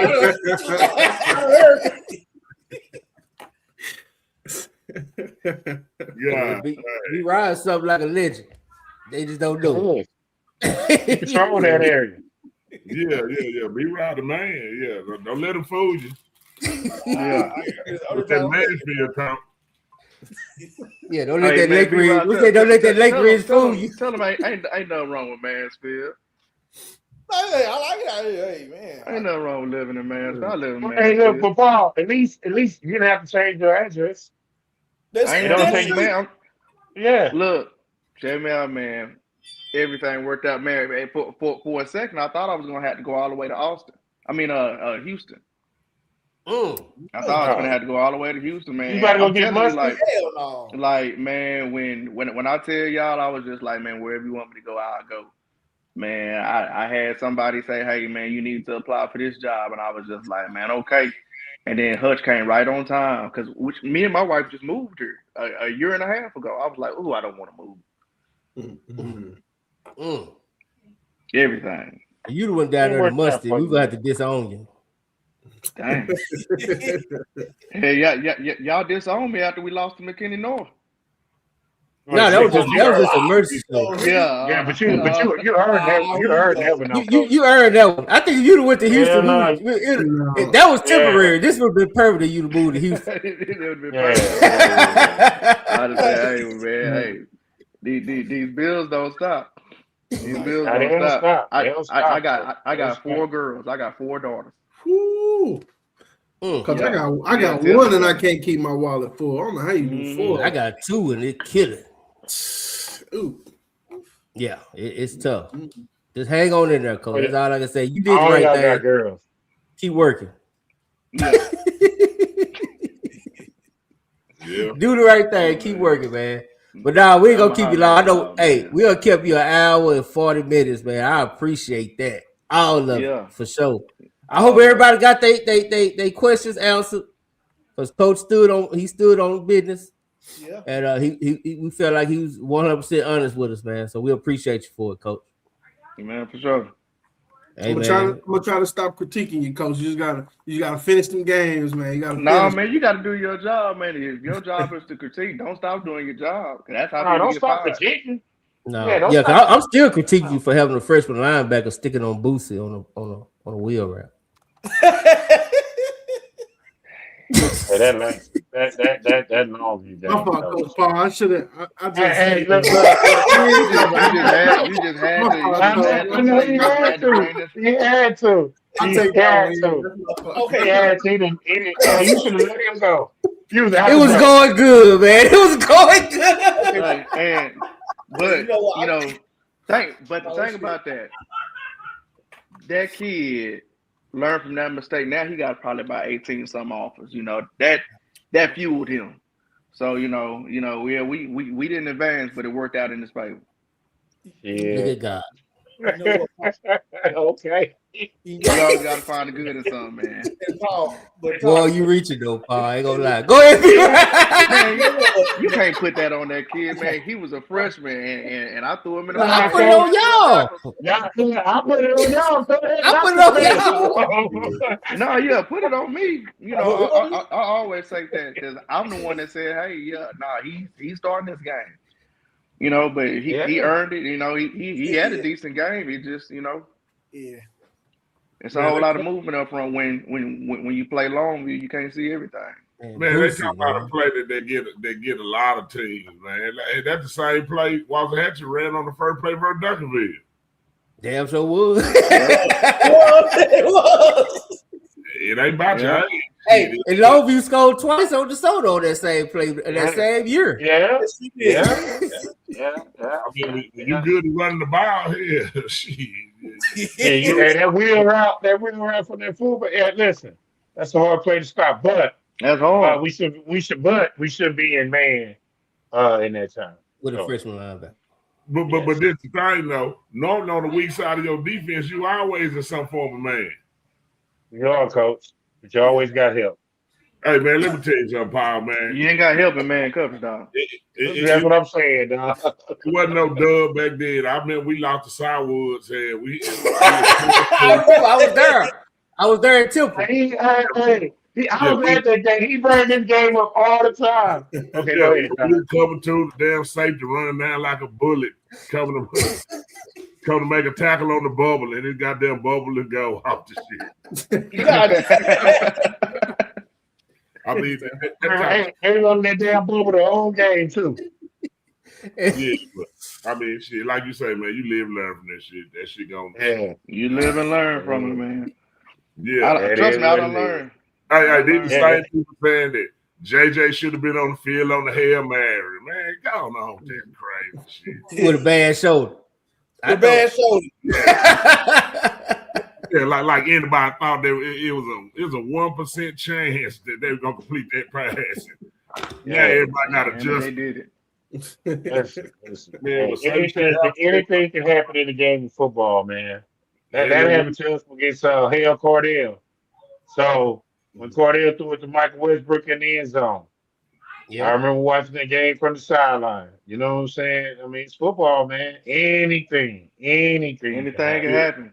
I mean, hell, when we beat Longview, it wasn't nobody critiquing Longview. Oh man, that's when we had the famous video. Do I still got that video? Oh, did you see that video? What was up talking when you saw that video? Did you go home and night and watch that video, Paul? No, man, I cried. Like I'm talking about, very, very rarely do I cry for tears. Man, I saw that. We beat them. I cried, boy. I was like, my God, already. Yeah, man. He said that with his heart. The whole Weebo Nation felt that. He meant that. And that's the only game that he bubbed out up like that. He was our biggest fan. Who lost the week before? Who had lost the week before that made him feel that way? There was somebody. I don't know. No, I don't remember. You know, him and Jess, they had their little. Oh yeah, him and Jess was going at it. Yeah, that was him and Jess was going at it. Yeah, him and Jess was going at it. Yeah. They've been going ever since. None ain't changed. Ain't nothing changed, man. Is Jesse the one that posted Lancaster's Thanksgiving practice last year? Yeah, man. Yeah. I don't know how he made it on Lancaster Field. Man, that was one of the funniest things I can't even lie, coach. And did you see? Hey, Paul, how did you feel? How did you feel when you saw that? I didn't even see it. I still ain't seen it. Look, that was Facebook only. That's why. On November 7th, when I stepped down, I was off all social media. I ain't see none of that. Yeah, man, you did good. See, Lord leading you right. Trying to tell you every time. Every Because time, man. from what I heard that people were saying, because me, like I'm still from Fort Worth, like you know what I'm saying. I got a whistle now, but I ain't always had a whistle. From what I heard that people were saying, I was like, "Ooh, Lord, I'm so glad I didn't see that." Hey man, but that's what B. Ryan was saying. Is like, in Langston it was a house divided. Like half the people wanted you, half the people didn't, and that's always been Langston. That's been Langston as long as I can remember. Like even back when the first Coach Jack was there, like it's always been like that. Like it's always gonna be a house divided. Like it's gonna be half want you, half don't, and whoever on top. Grateful. I'm grateful for all of them, the ones that wanted me and didn't, because they all the same. Yeah, they made me a better coach. Yeah, Todd the only one that can get everybody to want him. Yeah, now I got a lot of people don't like me. They just act like they my partner. Yeah, but that's your face. I mean, yeah. Nah. I know there's a lot of people don't mess with me though, J Mac. I know that. I know what's fake and what's real. Yeah. Well, yeah. You get old enough, you always be able to recognize it.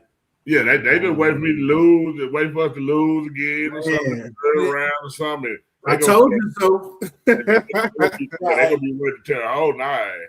Ain't nobody ever called for your job though, Coach. Yeah, nobody ever called for your job. I mean, but you got to realize too that different places kind of act differently to different stuff.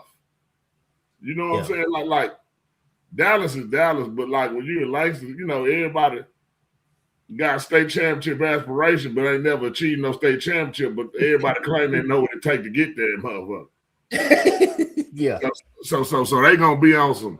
Damn. Cause Duncanville, what Duncanville's success was, but are you structured, like that Duncanville? Are you structured like DeSoto? You know what I'm saying? Then it took time. Like how many losses did people go through before they got to where they got to? Man, Colin Murray. Hey, so J Mac, so me being straight 100. One of the reasons why I was so mad after y'all did that emergency show when we lost to McKinney North. And I never said that because I don't want to. I never use any excuses. Do y'all know that whole season I had 3 coaches in my athletic period? Oh, 3. Didn't I know got that. 16 on staff. So when so you go from being 9-3 and having a great team, and then you preseason, you number 4 in the state, then you number 2, and then we 1-4, and everybody is just like, man. They don't know how to coach. Like, no, we didn't know how to operate with 3 coaches and running the practice and then having to wait until everybody else had came out. Well, when everybody else came out, practice halfway over. You know what I'm saying? So that was an adjustment. Now, when we learned how to adjust and we learned how to fix it, because that was new, then that's when we went on our run and we went all the way to the 4th round. But see, I never use that as an excuse because that's not who I am. But that whole season, I had 3 coaches in athletics. How did it happen? Yeah. All right, man. I'm gonna holler at y'all, man. Y'all have a good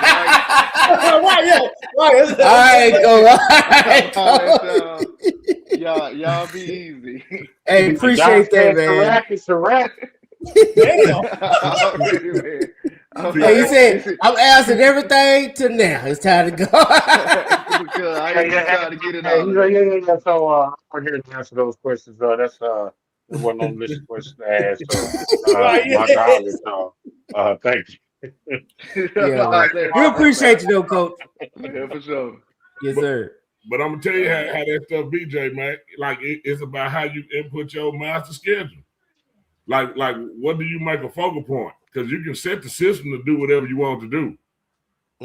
So some people set their stuff off the extracurricular activities and stuff like that, and then begin to filter to the rest of the stuff around it. Some people may do it off the core classes. You know what I'm saying? Yeah. And then it's gonna be a whole bunch of different variables in there. So you gotta have a principal, and the person underneath the principal to actually do it got to know what the hell they doing. You know what I'm saying? Because it can all work.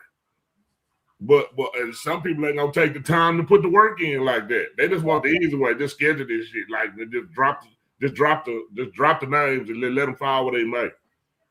But you somewhere that value winning, and being successful along with the academic part, you know, they gonna work for both sides. They ain't just gonna be one sided. You know, and like a lot of people don't know, that shit mean a lot.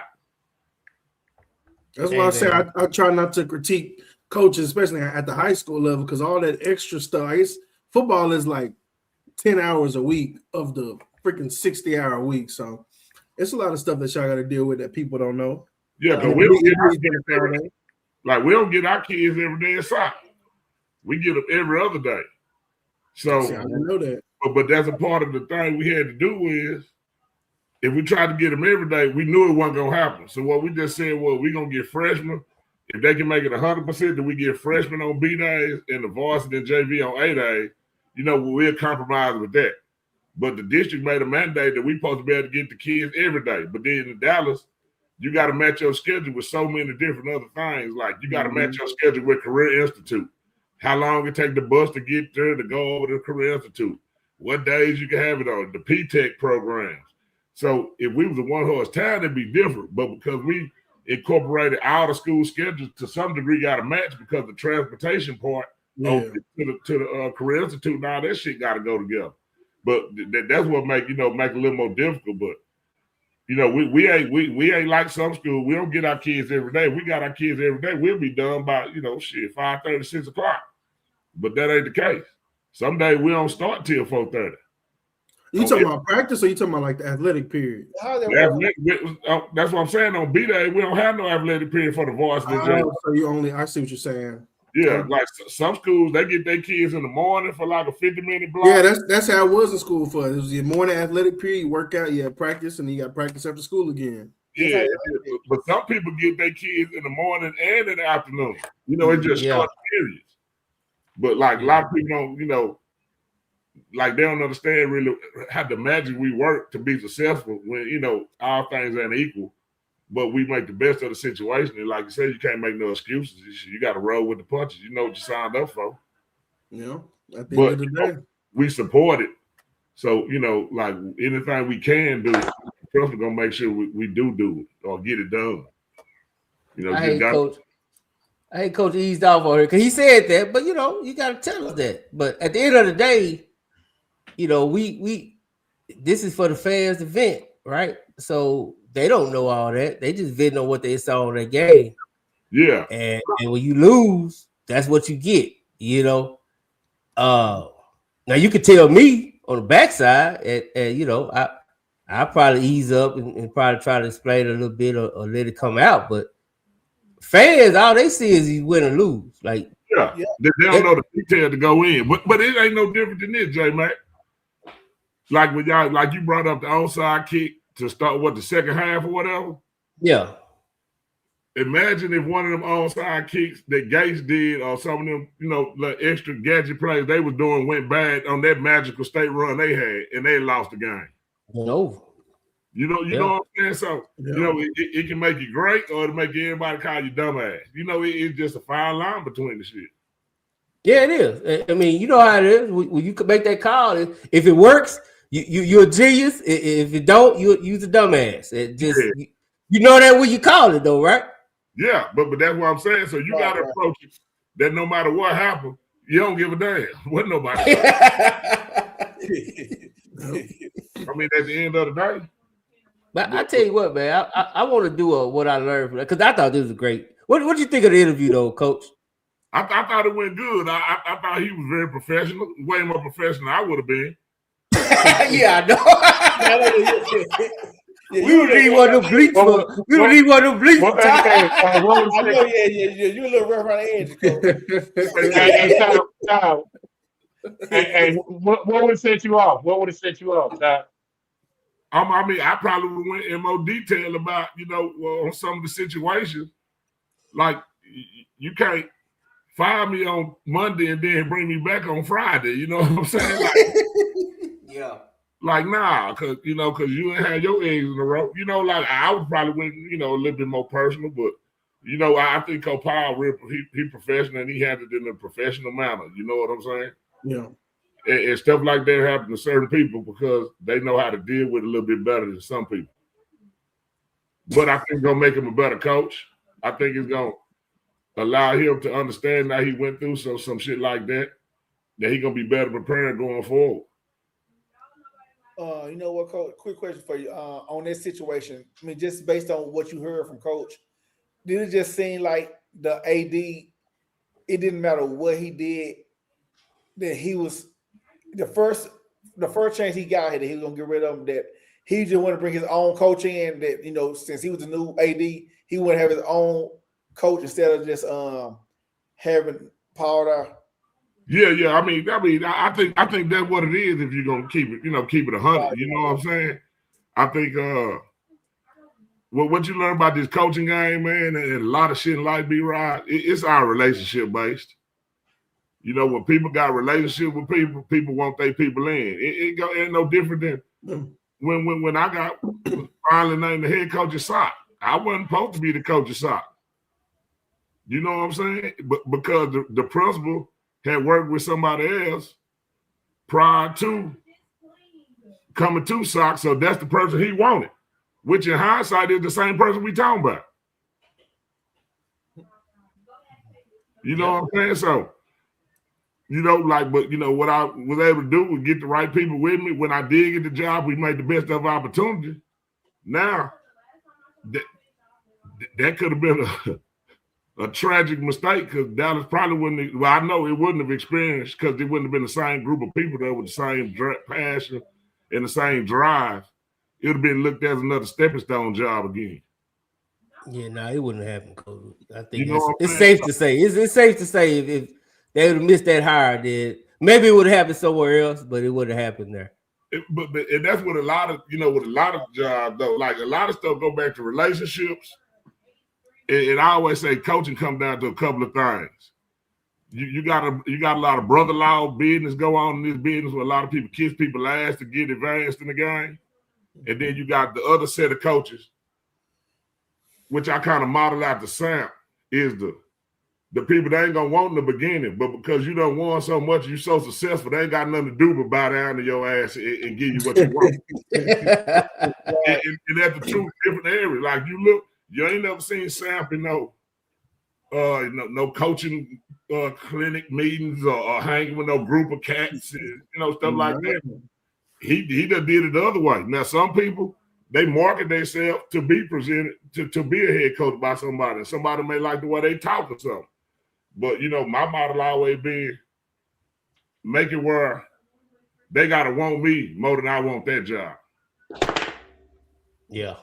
You know what I'm saying? Because when they want you, they're gonna give you way more leeway and they're gonna do way more things to get you than the person that they're just filling the job with all some other stuff. They're just settling. Yeah. Well, sometimes that's how you find out. Well, yeah, that's how you find out. It'd be the coach to be like, oh, okay, he looks like a head coach. He looks like you want your head coach to look. But they don't really know how to coach because they don't know how to deal with the kids. They don't know how to talk to the kids. They don't have the relationships in the neighborhood, in the street. Like, everybody ain't going to look like how you want them to look. Every head coach don't look that way. There are people like Sam, like Todd, like if you talk to Todd, listen to Todd, watch Todd, like Todd doesn't scream, oh, that's the type of head coach I want. Yeah. But what he does scream is that's the type of head coach I need. You know what I'm saying? Because those type of people like Sam and Todd, they just so hard nosed, man. You can't deny greatness, man. Like they just don't look the way you want them to look. Yeah, Ain't nothing you can do about it. May don't wear my clothes the same way. You know what I'm saying? I mean, yeah. No, like I be looking at these cats. Hell, I ain't got number one suit, J Mac. Hey, that's one more than me. and probably forgot how to tie because I don't like nothing around my neck. You know what I'm saying? Coach, what do you have to say for the young coaches that's like that, but they not established yet? Should they be themselves or should they, play the game till they get there? I mean, it depends on what you're trying to get. If you're gonna bet on yourself and you're gonna grind it out, be yourself. If you are all about advancing quick, shit, you're gonna have to cross that picket line. Yeah, for sure. I'm saying if you want to be a college coach, like shit, you're gonna have to you're gonna have to do some things the Tide ain't gonna be willing to do. You know, you got to pull them pants up, tighten that belt up. You got to you have to shave. You can't wear sweats every day. You know what I mean? Like it's a whole. Listen, man, I'm gonna tell you something. Having freedom at work is the most. Man, it's the most amazing feeling you can ever possibly have. Like to go to work and know that you're comfortable and how you dress, how you feel, how you talk, and ain't nobody gonna say something to you. Like they're not trying to change you, and you successful, and you winning. And that's at the end of the day. In the day, you know, winning sweep a whole bunch of shit underneath the rug. Yeah, for sure. It always has. Always have. Did they say that's the world's best deodorant? Yeah. At the end of the day, like coming to this year, the biggest thing was people like, you just need to slide all your poker chips away from sock because history say you ain't just supposed to go do something, go to state 5 years in a row. You know what I'm saying? So it's like just the safe bet is to say they ain't gonna make it. So they come to the year, that's what everybody was like, yeah, soccer ain't gonna make it. You know what I'm saying? But you don't know how that fuel people to be like, yeah, we may ain't supposed to be doing this, but shit, this shit getting done. So now it's the same thing trying to get to number 6. Yeah, it's gonna be some new cats in the way. There's some people we know got us marked on their calendar right now. But the thing that they don't know is that red dot they got on us, we point that shit right back already. And they don't even know the scope on the but you know, but that's the way it go though. You know what I'm saying? Never on the defensive, always on the offensive. Yeah, like shit. Like yeah, that's a dummy you looking at. We behind your head. Shit, somebody got to blink. Somebody got to blink. You know what I'm saying? They make a why it's supposed to end. You know, like that's the biggest thing to me. I just don't want it to end. You know what I mean, you know, that's why, you know, part of why I was putting that out there so hard is I wanted that to be out there. Like I wanted, and I'm sure you already knew it and your staff already knew it, but I wanted everybody to know that it ain't likely that someone go 5 times in a row. Like everybody needs to know that. Yeah. So if I put it out there, that wasn't, you know, regardless of what it made me look like, but I'm putting it out there because that's the history now. That's what you're chasing now. So when it gets, J-Mac was wrong or J-Mac wasn't right, but the history part, now everybody paid attention to it. Everybody understood that it wasn't likely that a team could go 5 times in a row. Like history don't suggest that unless you was in Alito or somewhere else. So, so I think that's the important thing. The main thing is the main thing. And the main thing was to make sure that history part got shown, you know. But you know what this is? You know, because we had a little thing that weekend that singing his at the funeral home. I don't know why it was at the funeral home, though. But, oh, Lord. They honored DeSoto, Sock, and Duncanville. But I think this is like the black renaissance of coaching right now that's going on. You know, if you really look at it, you know, like it's a lot of other cats because what's being done that are now getting opportunities and getting chances. You know what I'm saying? You know, especially up here in this area. You know what I'm saying? Because everybody find the next one. Coach Wiley at Capel, man, that's still crazy to me. Dude, who you telling? No, look at all the black coaches in Mansfield. DISD coach just got hired in Mansfield. Look at all the black coaches in Arlington, Mesquite, Forney. Yeah. And as much as the powers to be hated, the people with the jobs is trying to find the next one. Dude, I never thought we'd see a black coach at Watson Hatch. I'm gonna tell you that right now. Where to go? That was not on my bingo card. Where to go to, coach? But they probably want to lose. Where to go to? Yeah, really. I mean, you got to conform in today's society because if you look at the board announcement, a lot of people I saw sitting up there that just wasn't smiling and looking happy. If we being real, huh? Ready to go. Be real. Man, but now tell me this, Coach. I want your opinion. This is just Coach Todd's opinion. I kind of want to hear Willow's opinion. Solomon and B-Rod, y'all can chime in, but I definitely want you two coaches' opinion, man. What's the hell going on in Mesquite? Like, what's going on in Mesquite? Why is it a bailout plan? Why is it a job that we thought was so rich and such a great opportunity now is, get up out of there at first chance you get? I'm sure. The one thing I would say is, if you're not really from this area, and I ain't just saying just Dallas part, but if you're not from this area, you don't really understand how this area works. And I kind of say it's kind of like the game. When you watch Game of Thrones? No, I'm familiar with it though. Okay, well, it's kind of like the Game of Thrones. Like right now, you can say in the Game of Thrones up here, you got three main kingdoms that's thriving right now, and then you got a lot of other kingdoms around it, but then you got them other kingdoms that's trying to come up too. Mm-hmm. And it's different up here, bro. Like this shit ain't like, like where a lot of cats come from, like this DFW area. It's motherfucker. Yeah. It real, you know what I'm saying? Like it real up here. And it ain't meant for everybody, you know what I'm saying? And some people may come here thinking, yeah, I got this, I got that. But now I know you don't.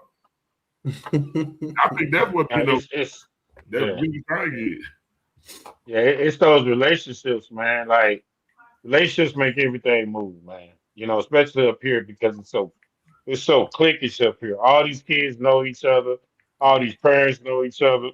All these coaches know each other. Mm-hmm. You got to get, like, when you build your staff, it's a couple of key positions that you got to hire for your staff.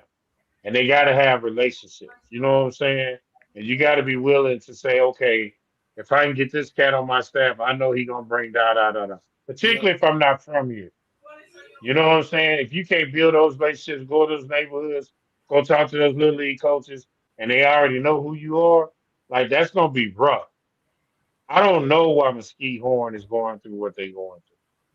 I don't know. I don't know why people why my man came up here from a job. Like, let's just be completely honest.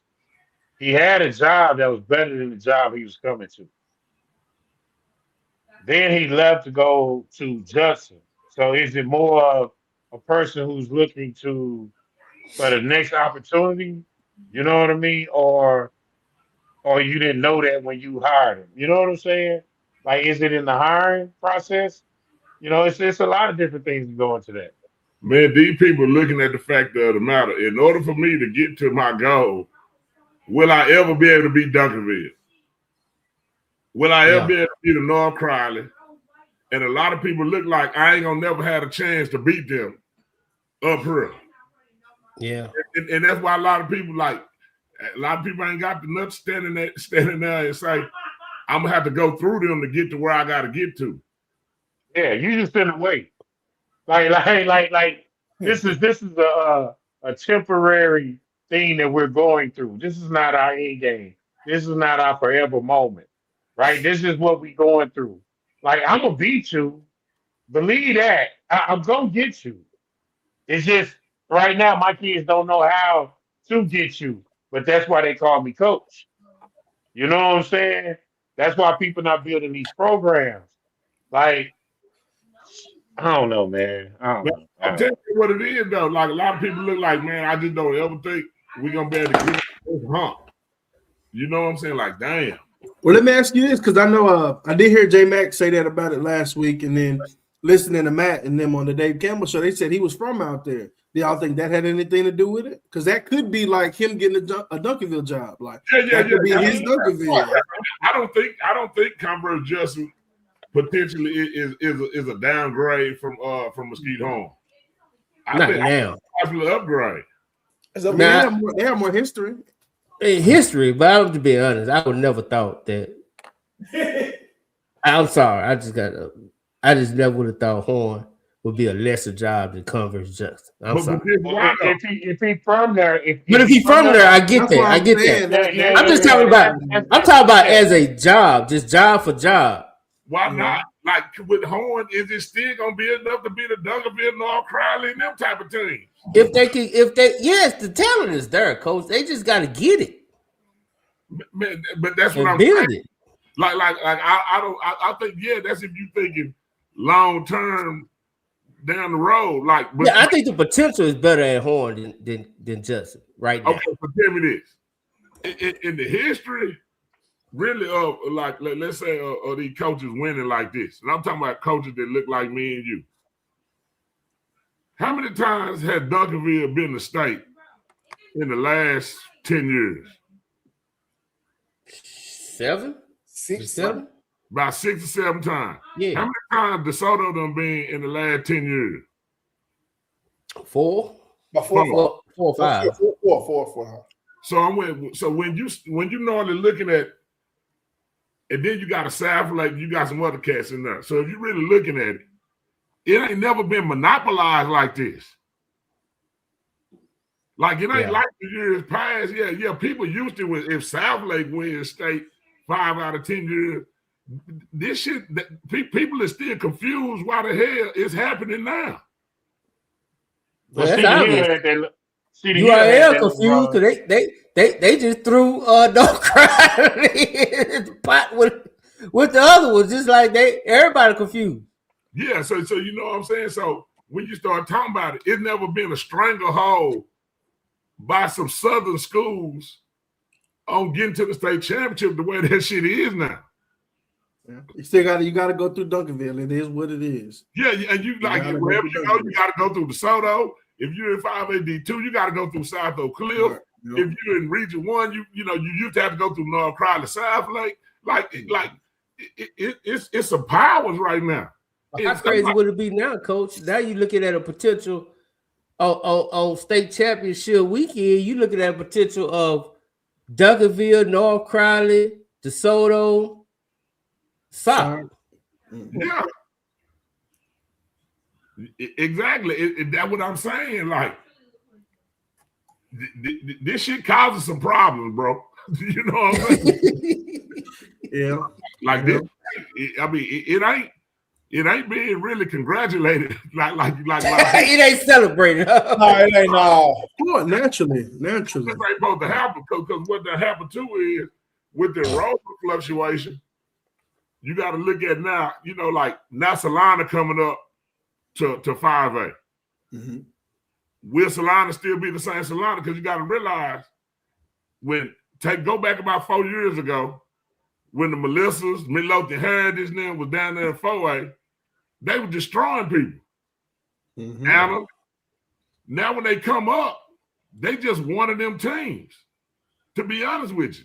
So how long, you don't even know how long their adjustment period is, and then a lot of their population jumping, well, they're going to be probably 6A before you know it. Yeah. So to grow. But a lot of the schools they playing, like you playing us, we pretty much cap where we going to be. The only way we ever go up, we got to just say, put us up. Yeah. So now other people trying to come up to 5A Division 2 and fill it out and get used to it. But we have, if you look at the region and you take Region 1 and Region 2, yeah, we the reigning champ for the last 5 years. So it's like fighting Mayweather sometimes. You know what I'm saying? Like right. Yeah. Because and you're not talking about 4 years ago, Midlothian Heritage was being called about 60 points. Solana was playing Hutch. Beat them by whatever points. Yeah, they put a 50 in the first half. Yeah, I was at that game. Yeah, Anna was in a close game with Wilma Hutchins now. You know what I'm saying? That's right. Years ago. Yeah. Now they coming up, and we ain't built like none of them teams you just named that they were whooping on. That's why the biggest thing this year to me, J Mac, is what do the Dallas 4A schools do now when they not matched up with a heavyweight in the first round? Mm-hmm. But for the program schools, they can say the same thing. So that's why I think it's more even than they just saying Dallas automatically because they ain't playing the Solanas and this types no more. But here Fort Worth and them are also playing Dallas too. Yeah, I would say they both boomed this. Both boomed this. I mean, because I know what you're saying, Coach. Because and Coach Carr and B. Rise, they can't bear crawl out of this. Now we both was in this camp. It should be 4-0, but Fort Worth probably said the same thing. Fort Worth probably said. I think it should be 2-2. Really? I think the two favorites. I said 3-1. I said 3-1. Nah, I'm telling you now, it's 2-2. The top two in each district should win the first round game. Hey, let's look at this, man. I don't believe it. Coach, that's tough. We're gonna talk about this. I got 3-1. They're not going to be down for long. Now, like, come on, that's the only one horse town really in both of them things. Okay, yeah. But Kennedale, I give. You got Kennedale. Okay, now Benbrook, they had a couple good seasons. Eastern Hills is solid. Eastern Hills, usually solid. Dunbar, they was in the playoffs last year. Yeah, they went. Yeah, I think 2 rounds deep or something like. West Side might be okay. West Side might be all right. So what I'm saying is, when you start saying that, the biggest thing need to be now is if Carter and Kimball supposed to be who they supposed to be, if them two can't now somehow string a run together, like it's gonna be tough. Yeah, I say that too. Like just a year for them for all DISD to make that run. No, it's a year for DISD or Fort Worth to possibly get to third round type of game. That's true. Yeah, but once you come up against I mean, I hear you saying time, but I ain't count Fort Worth till time. I ain't count Fort Worth. I'm saying throw DISD. I can't get it with that. I can't. I'm saying, what's the difference between Eastern Hills and if you put Eastern Hills in their district, what do you think they will finish? If Eastern Hills is in it, they'll finish. I don't know. Fifth. I don't know. Because I'm saying I don't know enough. I don't know enough about Eastern Hills to say that. I'm just saying DISD football is better than Fort Worth football. And that may be true, but I'm saying it's all about the matchups and when the games happen. Yeah. Because the matchups, but I still don't think. I don't know, man.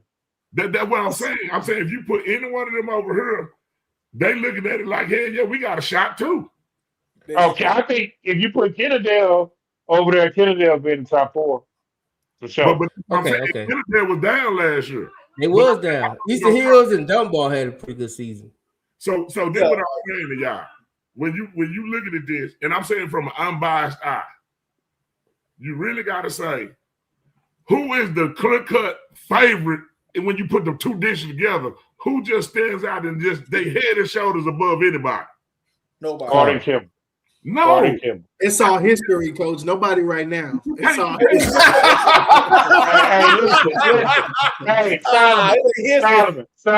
Solomon, watch this. Watch this, Solomon. Carter is the only one. The only time Carter ain't won this in the last 4 or 5 years was this past season. No, the year before last when Bam didn't beat them. So they have been the clear-cut favorite in that district. But I'm saying, but it's diminished. It's all diminished because the shit is all terrible. No. What I'm saying is now, I'm saying it's not like a clear-cut favorite that you can just be like, okay, well, we know this team is gonna be better than all them teams.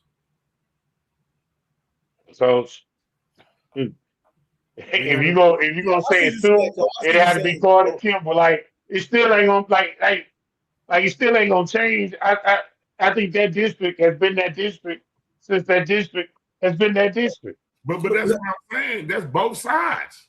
Yeah, he talking about against Fort Worth too, though. He's not talking about just that district, Coach Carr. He's talking about if you look at both districts. Right. Oh, I'm saying for your district. Yeah. Okay. I'm saying Carter and I'm saying DISD district gonna go 3-1 in the second round, and I can see 2-2 tie. I can see 2-2. I think it's gonna be competitive all the way through in them games. I really do. Oh, you don't see. So you say you don't see no blowouts at all in the first round? I have to see the matchups as the season go. As the season go to see maybe a 4-place team and a 1. Because you got to remember, like y'all the same ones that was the District of Brooms. They was. So what I'm saying, the first place team, what was the closest score of the first place team versus the fourth place team in the previous years? They both in the same situation. Yeah. Besides the team that almost beat Aubrey, I think it was either Kimball or Carter. That was Kimball. Was bad and Kimball was the number 1 seed. Mm-hmm. And what I'm saying in that year, that's when the transition came down. When they came down from playing in 5A to their first year in 4A. Yeah. So what I'm saying is, normally the progression you want to see was for Kimball to become more dominant than any other team in their district because of what they was coming down to. Yeah. But it kind of evened out when Lincoln emerged, and now you saying Pinkston. I said on this show, you better not sleep on Pinkston. And then Hutch went down. Who's that Pinkston went to the wire with? Oh no, that was Hutch that took Panther Creek to the wire that one year. Yeah, and Pinkston took somebody. No, down that's a line, Jay. That's a line. That was Pinkston that took Panther Creek to the wire. Yes. Yeah. That was Pinkston. So that's what I'm saying. Like, I don't think you can just say it's a definite. Just should we going 4-0? I think it's gonna be like, I want to say I progress through the year when the playoffs come. Right now, I'm saying it's gonna be evenly. As the year go, I can change my opinion because I can see wwhat's happening. Yeah. You know, opinions are fluid. You know, that's my motto. Yeah, well, I can't. Because I mean, from what I've never heard that motto before, but okay. I mean, hey, opinions change. I mean, wasn't Benbrook decent? Yeah, they had a really good year a couple years ago. I'm saying Eastern Hill's been solid. Eastern Hill's been solid. I mean, Dunbar trying to reemerge. You know, I don't know how good they are. We'll see the first game when they play Hutch. That's who I got coming out. I got Dunbar beating somebody over there. And then you got Kennedale. Like, if I'm Kennedale, all I got to do is get a good class. And hell, I'm the only one-horse town in both of them districts. Yep. Kennedale's still in the middle of the cell. And they're not gonna have too many down years. Kennedale, they're not gonna have too many down. I don't see them having just too many down years. Like I said, it's probably the only team, the only town out there. So that's what I'm saying. We'll put you on the spot, Coach. Give me your top 4 out of the Dallas district. Right now, as of today. Can you put it up? All right. Huh. Yeah, because I don't want to miss nobody. Nobody be throwing no death mail at me. He been over there hanging with Carl. Now he tripping. You gotta be careful, Coach. You gotta be careful. You gotta be careful, Coach. I'm gonna say as of today, as of right now, Coach. The top 4, and this ain't in no order, but Carter, Kimball, Lincoln, and I'm gonna stop there. I just gonna say a top 3 right now. I think everybody else is fighting to get in something. Oh, you ain't got no love for Spruce or Peaks? Now, who you say? Carter, Kimball, and Lincoln. So Peaks and Hutch and Spruce, Roosevelt, they all got to fight it out. Yeah, right now I'm gonna go with Pinkston and Hutch fighting it out for 4th. Okay. Mm-hmm. Same old district. Okay, Coach, what you got, Carl? That's what I got. I got Carter, Kimball, and Lincoln. My favorite is Lincoln right now. Okay. I got Lincoln, Carter, Kimball. Yeah, man. I got same 4. I got Lincoln. I got Kimball. I got Carter. Man, I got Paul, man, for that 4th to final spot. So I don't even know I need to ask you about Dallas. Nah, you good. I'm sorry, y'all playing safe. I be watching real football, J Mac. I can't. Oh God damn! You should have scrolled up. Oh, you want to look at the Fort Worth? Yeah. Okay. We do Fort Worth too. They do Fort Worth too, Jay. Let's look at Fort Worth. I don't know too much about these cats, but when y'all was like Dallas going 4-0, I went and started looking up the records of last year. Of course you did. So yeah, he did, and he let me know about it too. Carl. Yeah. That's probably why he on here too. No, J-Man. Wrong. I don't know why y'all be doing that. yeah, No, bro, y'all tripping. It's 2-2. Yeah. It's Benbrook, Dunbar, Easter Hills, and Kennedale. What I'm gonna go with. Let me see. Benbrook, Easter Hill, Dunbar, Kennedale. So you expected a bounce back out of Kennedale? Yeah. Because they have one hard time. What you see, Carl, or do you know? I have no clue, Coach. I know nothing about Fort Worth schools. I just know that they just as bad as Dallas schools. So, God damn. Be right. What you got? No, I got Eastern Hills at 1. I got Benbrook at 2. I got Kennedale with a bounce back year. I got nothing in 3rd, and I got Dunbar at 4.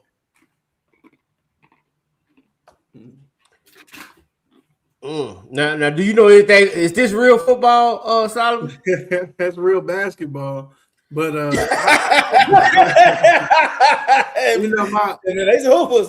my wife, all her family went to Dunbar, so I'm gonna pick Dunbar and Kennedale and Benbrook.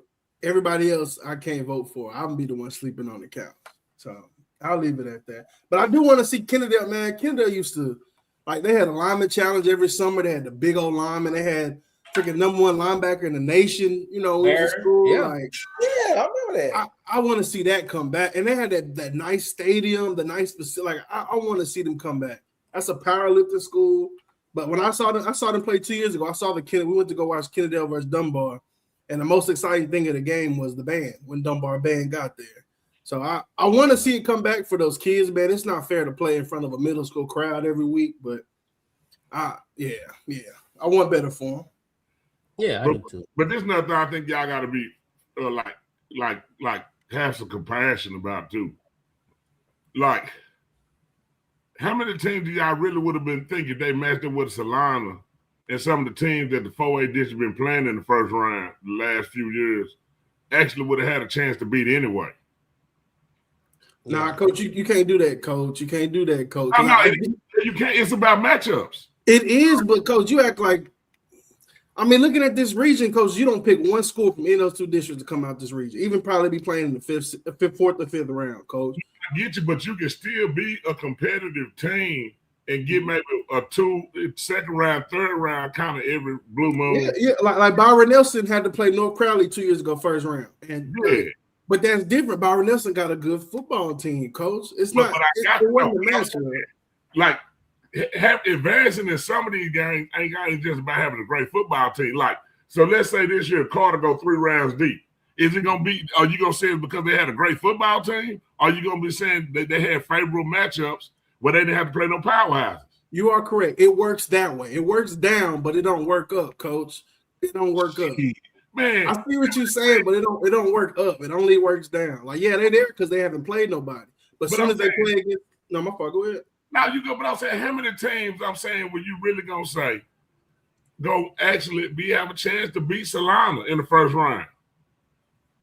No, they won state, so nobody beat them. The year before, nobody beat them, and then it took Stephenville to finally beat them after 2 years. But so you talking about another powerhouse, like another team that's used to winning for over 30 years?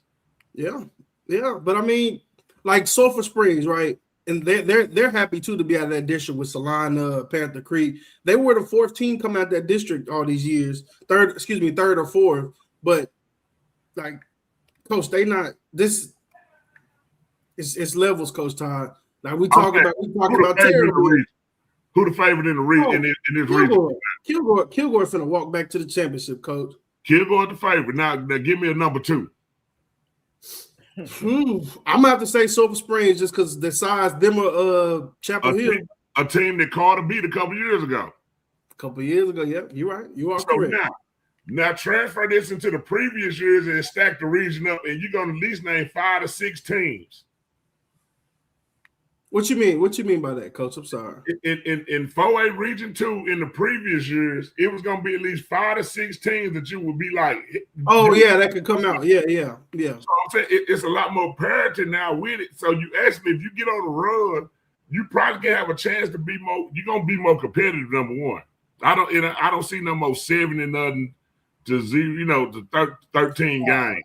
Coach, how much y'all beat Melissa by this year, Coach? Shit, it was a good whooping, Coach. Yeah, it's levels, man. It's levels. They made it that far, but eventually you got to play Kilgore. But I'm in the semifinals. Yeah. But what does that mean if? And I'm not going to compare them to Melissa because Melissa did have to beat some tough teams. But I mean, what's the difference between losing the first round?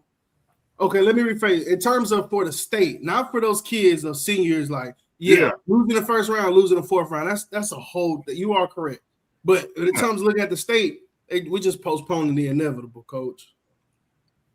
I mean, yeah, but I mean, you still got to play the games, though. You do. You got a chance every week. You got a chance. Yeah, and that's all I'm saying is that now they got some favorable matchups. Both sides got favorable matchups in the first round. I think another team that could possibly have a little success is probably like a Longview Pine Tree. Yeah. Hey, Coach G said Lindale is loaded.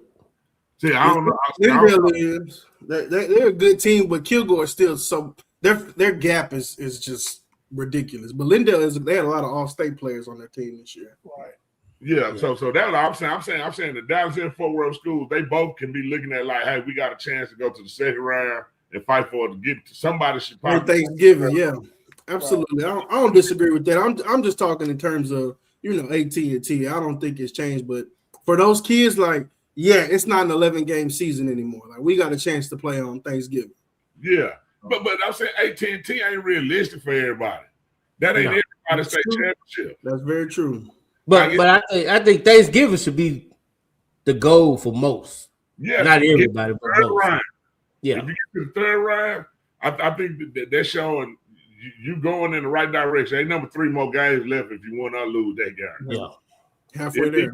Building blocks, but you just can't beat AT&T. Yeah, right now can't nobody probably beat Kilgore. But it ain't just about beating Kilgore. Can you beat the other teams that ain't as good as Kilgore in the region? That's true. And then can you get to a Kilgore and be competitive?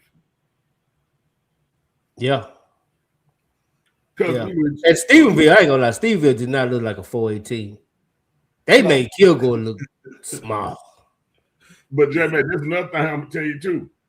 Like, really, what the difference between this and in the late 90s when Carter was playing that Carter district playing East Texas, and everybody getting their ass swept in that shit. They was. That was East Texas was giving Dallas the blues. I'm saying, was there still some talent at them schools? So, it was Division I players. It was still getting their ass kicked. Yeah, it is true. That's damn so true. So they damn sure was. Ain't no doubt about that one, man. So that's what I'm saying, man. I'm anxious to see this 4A district play out. I'm gonna be excited for this one. I'm be excited, man. I just feel like it's hope because it wasn't no hope the last 2 years for DISD. Like, we all knew it wouldn't happen. Coach Ty, you ain't watching none of them games, bro. Come on now. He gonna pay attention to Dallas. He will pay attention to Dallas. I'll check him out. Shit. Because it ain't gonna be like you playing a Solana like this. Shit, that ain't just no easy. Like that. I will say that will be a fun first round, like Fort Worth versus Dallas. Anybody can win. It will be fun. I will give you that. And I'm gonna be hyping that up all year because I feel like that's gonna be really the fun part of it. Because even though, like Coach said, the winners of that first round got a good chance to make it to Thanksgiving weekend. Yeah. So they do, Jay. But can you imagine what that'll do for a Carter or a Kimball, Coach Bam going to practice on Thanksgiving? You know what I'm saying, Coach Paul? Ooh, build that resume up. That's what I'm saying. That's what I'm saying, man. So I think it's dope, man. It won't be the only. Riddle be around Dallas then. Shit, can you imagine 3-14 practicing on Thanksgiving? Yeah, they all love it. They got. That's true. And they all probably be pretty close to each other because you're probably talking about a Carter, Kimball, Hutch, somewhere up in there. Man, y'all keep sleeping on Lincoln, bro. Like y'all gotta stop that shit. Except my bad, coach. My bad. Like, Lincoln's a girls' basketball program right now, man. That's all they got. That's it. And they dominating at that though. So And they dominate at that. it's like Carter just a boys basketball program. They are. It is. But they gotta win. They need to win. At least have that.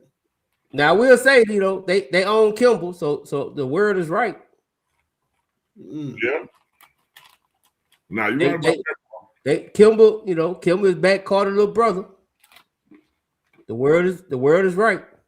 They might see each other again, though, right? 4th round. No, it's over. They got to forever live with that till next year.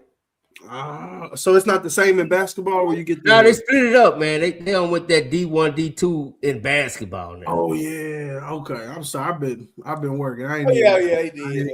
Okay. Yeah, I hate that too, man. Because basketball it goes so freaking fast. I don't even know why they did that, but I guess everybody want to get a chance to put that championship on their resume. Hey, you know what? You know what I'm ready to do? Because I want Carter to win. Because I want to see what Stephen Poole say.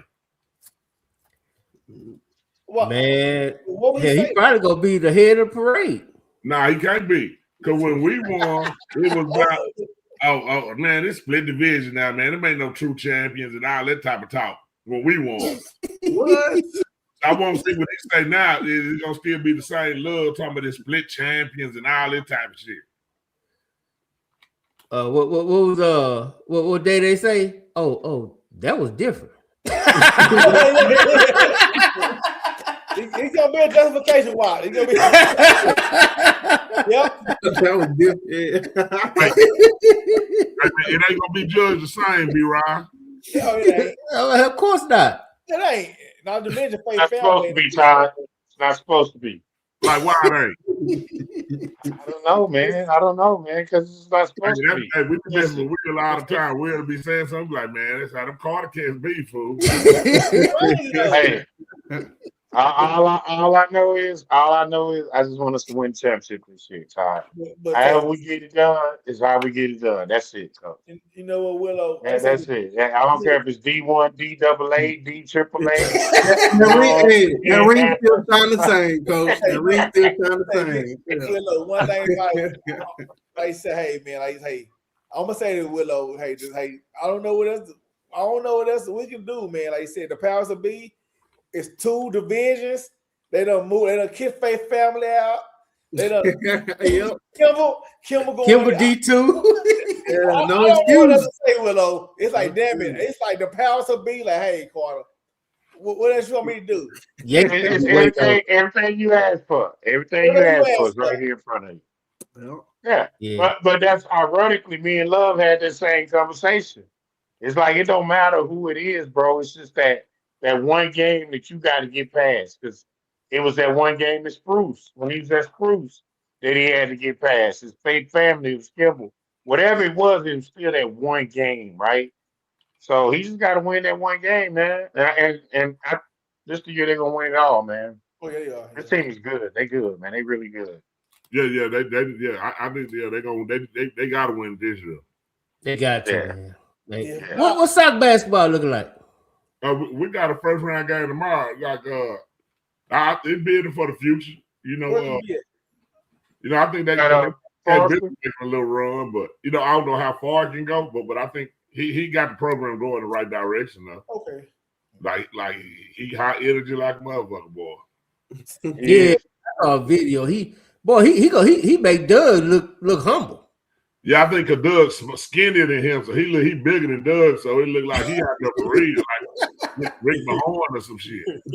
Rick Mahorn. Yeah, no, I'm like, what is this coach doing? Man? He came in, he took Doug whole thing. He had to do a defensive stance and guard, earn everything. I'm like, man. Hey, listen. He looked like a football coach. If you saw him, you would think he was a football coach. Yeah, but I'm seen him before. I saw him do that round rock. A Stony Point, yeah. Like when you interview people, I'm able to sit in on the interview process for that hire. You be wondering like, this man is this shit for the camera, or just you know, people will be animated because they know the camera on. Nah, his head like that every day. Like he do walk around like a. I think he was supposed to play football, cause he just didn't know it. Yeah. Cause like, hey, he crazy. In a good way. Now he definitely animated. I ain't gonna call him crazy. He definitely animated. Yeah. But that'd be how he walked the hall like that. He do, man. Like. Yeah, he like high energy roll. It's like he just. I don't know. I like him, man. I like him. He keep 100. I like good coach, man. He be geeked up just to say what's up, coach.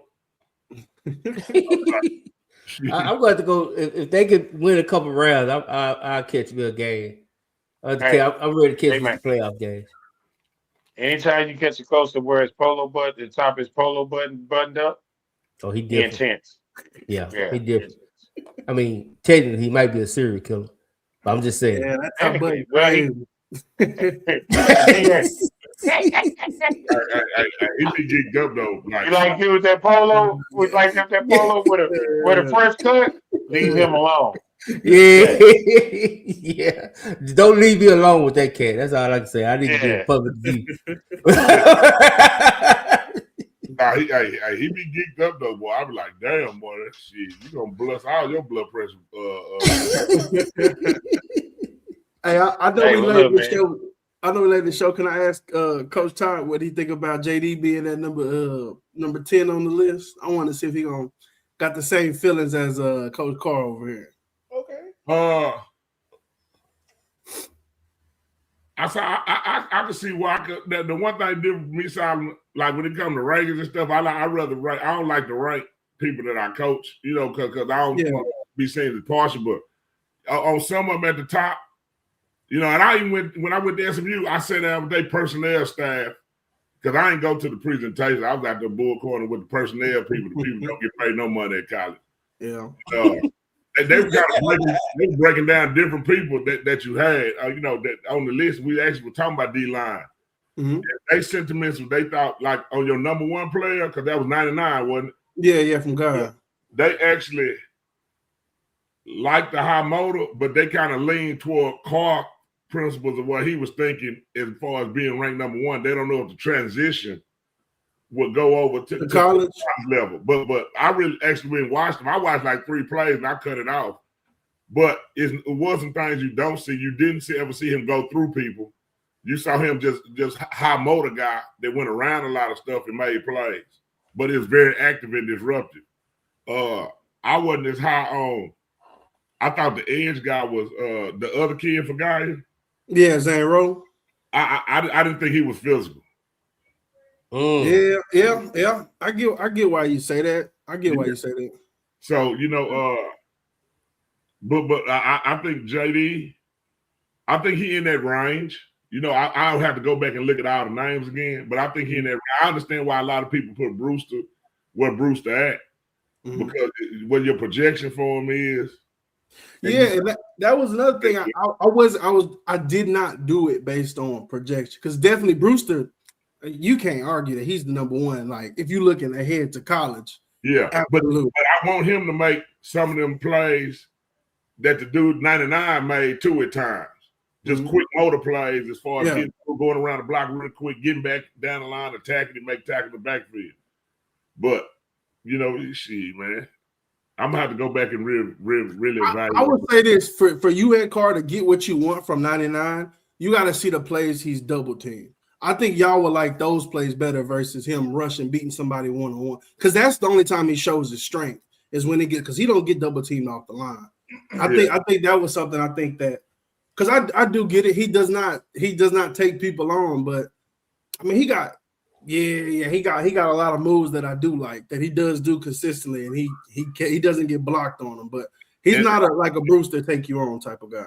And I'm a little different. Carr, I want to see more than the highlight. You know, Carr's he got the magician eye and all this type of shit. Yeah.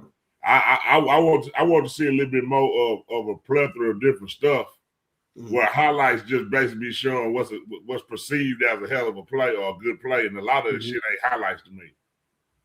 But then I always put in the coaching. You know, is 99 asked to go through people in practice, or is he asked to do what he do? You know what I'm saying? Yeah. You know, so I look at how they may be getting coached up. You know, so I know I can associate stuff off of certain guys because I know how they particular coach a style of play at different positions where I can kind of be like, okay, yeah, I see this. That makes sense. I see what you're saying. But I'll take it at the end of the day, though. Yeah, in high school for sure. In high school for sure. There's a reason why he was All-American, man. If it helps you out, Solomon, since we're not gonna be biased, a lot of coaches in the SEC did say Shark 99 had the best film in his class of 2027. So his first step. That helps you. No, the film. That's film. Oh, overall gotcha. film. Yeah. So that helps you out a little. So I do be biased, but I'll be biased about the right thing. You're supposed to be biased. But there's a lot of kids I coach that I never bring up. Yeah. hey, you been hanging around Ward too long on that one. Ward don't give a game. Ward will tell you the truth on anybody.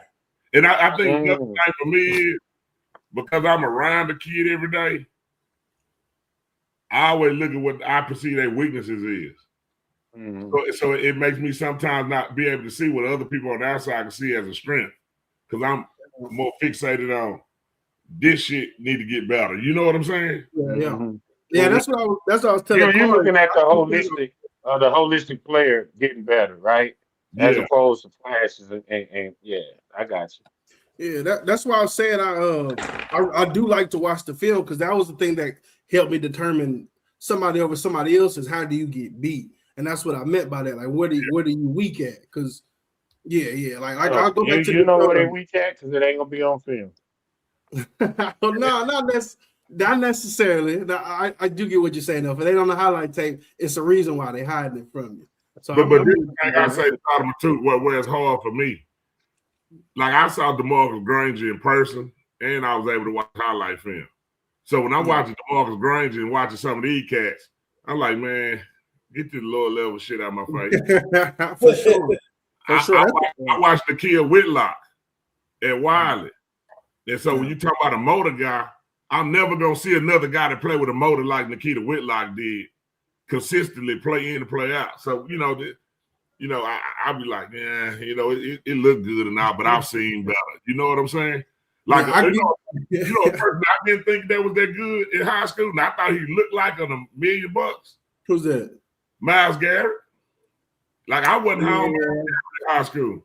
You know what, Coach? I'm with you on that because I used to tell people I don't see what y'all potential though, because I mean he ran a 4.4. He's the strongest dude. But you never saw that on the field every play. You would have to know that his measurables. Right. I think they did a tremendous job coaching him up after Martin because the kid that graduated the year before him to me was a dog, Dexter Fields. I know what you're saying. At the same time, Coach, I did see him play in real life too. And Bowie has always had good offensive line, like D1 offensive line. But you can say the same thing about James Brown. Who is that? When he was coming out all to Lamar.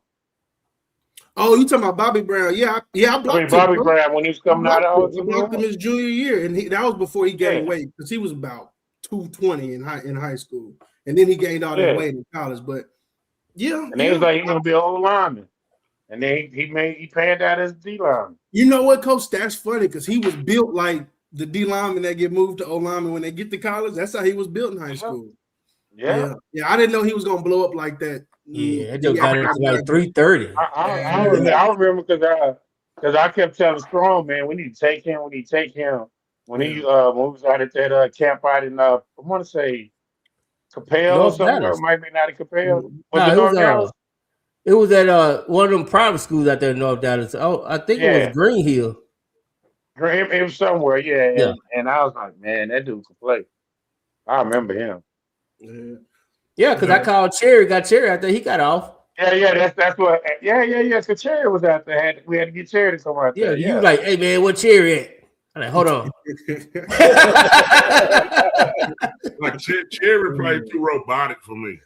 He was like a trying guy, but it was like He's like the try hard guy that trips over his own feet type shit. But well, see, back then, I think Cherry was young, so he was all on potential back then. Yeah. But I want to say he was like you a gotta think sophomore. about it. Yeah, but shit, he ran track too, though. You He know what I'm did saying? run So track, yeah. he's a 200-meter guy. Yeah. You know He what I mean? got intangibles. I just didn't like his play. Yeah. Yeah, I wasn't sold on that. Even when we played against him, I was like, nah. Yeah, he's robotic. Yeah, I can see that. He was good. I'll tell y'all one of the codes to catch though. If you ever can go find this film, the best linebacker film you're gonna probably ever see is that win in high school. Oh, from the A&M? Yeah. Played against that cat at What A&M. hospital you went to, Coach? What Man, he hospital? went to some little Rockport or some little school somewhere. But say, That it win. looked like he knew every play before the ball was snapped. It looked like he was on the cheat code or something. But he was fat back then, so he had like a little beer belly. But he can play though, huh? Hey, he was a dog. Hey, I don't want to interrupt y'all, man, but I'm out, man. I got to get up and go work out in the morning. I'll let you. All right, Coach. We all do. No, I do too. I go walking at 5:30 every morning. That's why I'm finna get out of here too. Hey, But now, I do. I be walking. I walk in crime free hearse every morning, 5:30. Yeah, there you go. I'm out here. You got a stick when you walk? No, I got a pistol. Different I kind of ain't thing. hit Yeah. I ain't hit nothing. Say sorry. Hey, sorry. I'm just saying, sorry. You know, we can walk out there and put in the morning. I'm just Yeah, for sure. Yeah, no, leave the door unlocked. I got that hoodie on, and all I can tell you, don't come too close. I'm Hey, just you talking. ever You got the that flip stick over here, 'cause them dogs will get on your ass. side. Yeah, that's different. That's a little different. You the All right, flip man. side, though. Y'all gonna hold it down, man. Yes, sir, man. I appreciate y'all. Let's go. Shout out to the Dub. Hey, Watch this. Hey, number one Dub. Football talk is a big hit. Sunday nights to Wednesday nights, we striking a match cause we lit. Y'all know the name, we call it the Dub. On Friday nights, it feel like a club. Getting that VIP treatment on the sideline, they showing us love. Great interviews, go hoods, put it in work, go good. Texas youth and high school talking to page on Facebook, hold up. Coach trying to stand on the scene, giving advice, he do what he mean. Jay Mack, he be on the scene, rocking the gear, it's so clean. Lead wise and go easy, off the easy, push easy. With my steppers, our special gifts, making places so easy. Trying to win, we so greedy. All my fans, we so needy. Cause they need to hear them talk about that club. We do it for the dub. We do it for the dub. We do it for the dub. We do it for the dub. That GF dub. We do it for the dub. We do it for the dub. We do it for the dub. That GF dub. Welcome to the Dub, number one high school podcast starring Pat O'Teevy, Jeremy McInnes, Coach Carr, and Brian Riser. Well, all right. What's happening? What's going on? Welcome to the number one talk show. Speak out. Speak out. Speak out. Speak out. Speak out. Speak out. On to the next round. Get ready. Dub salute. Hey.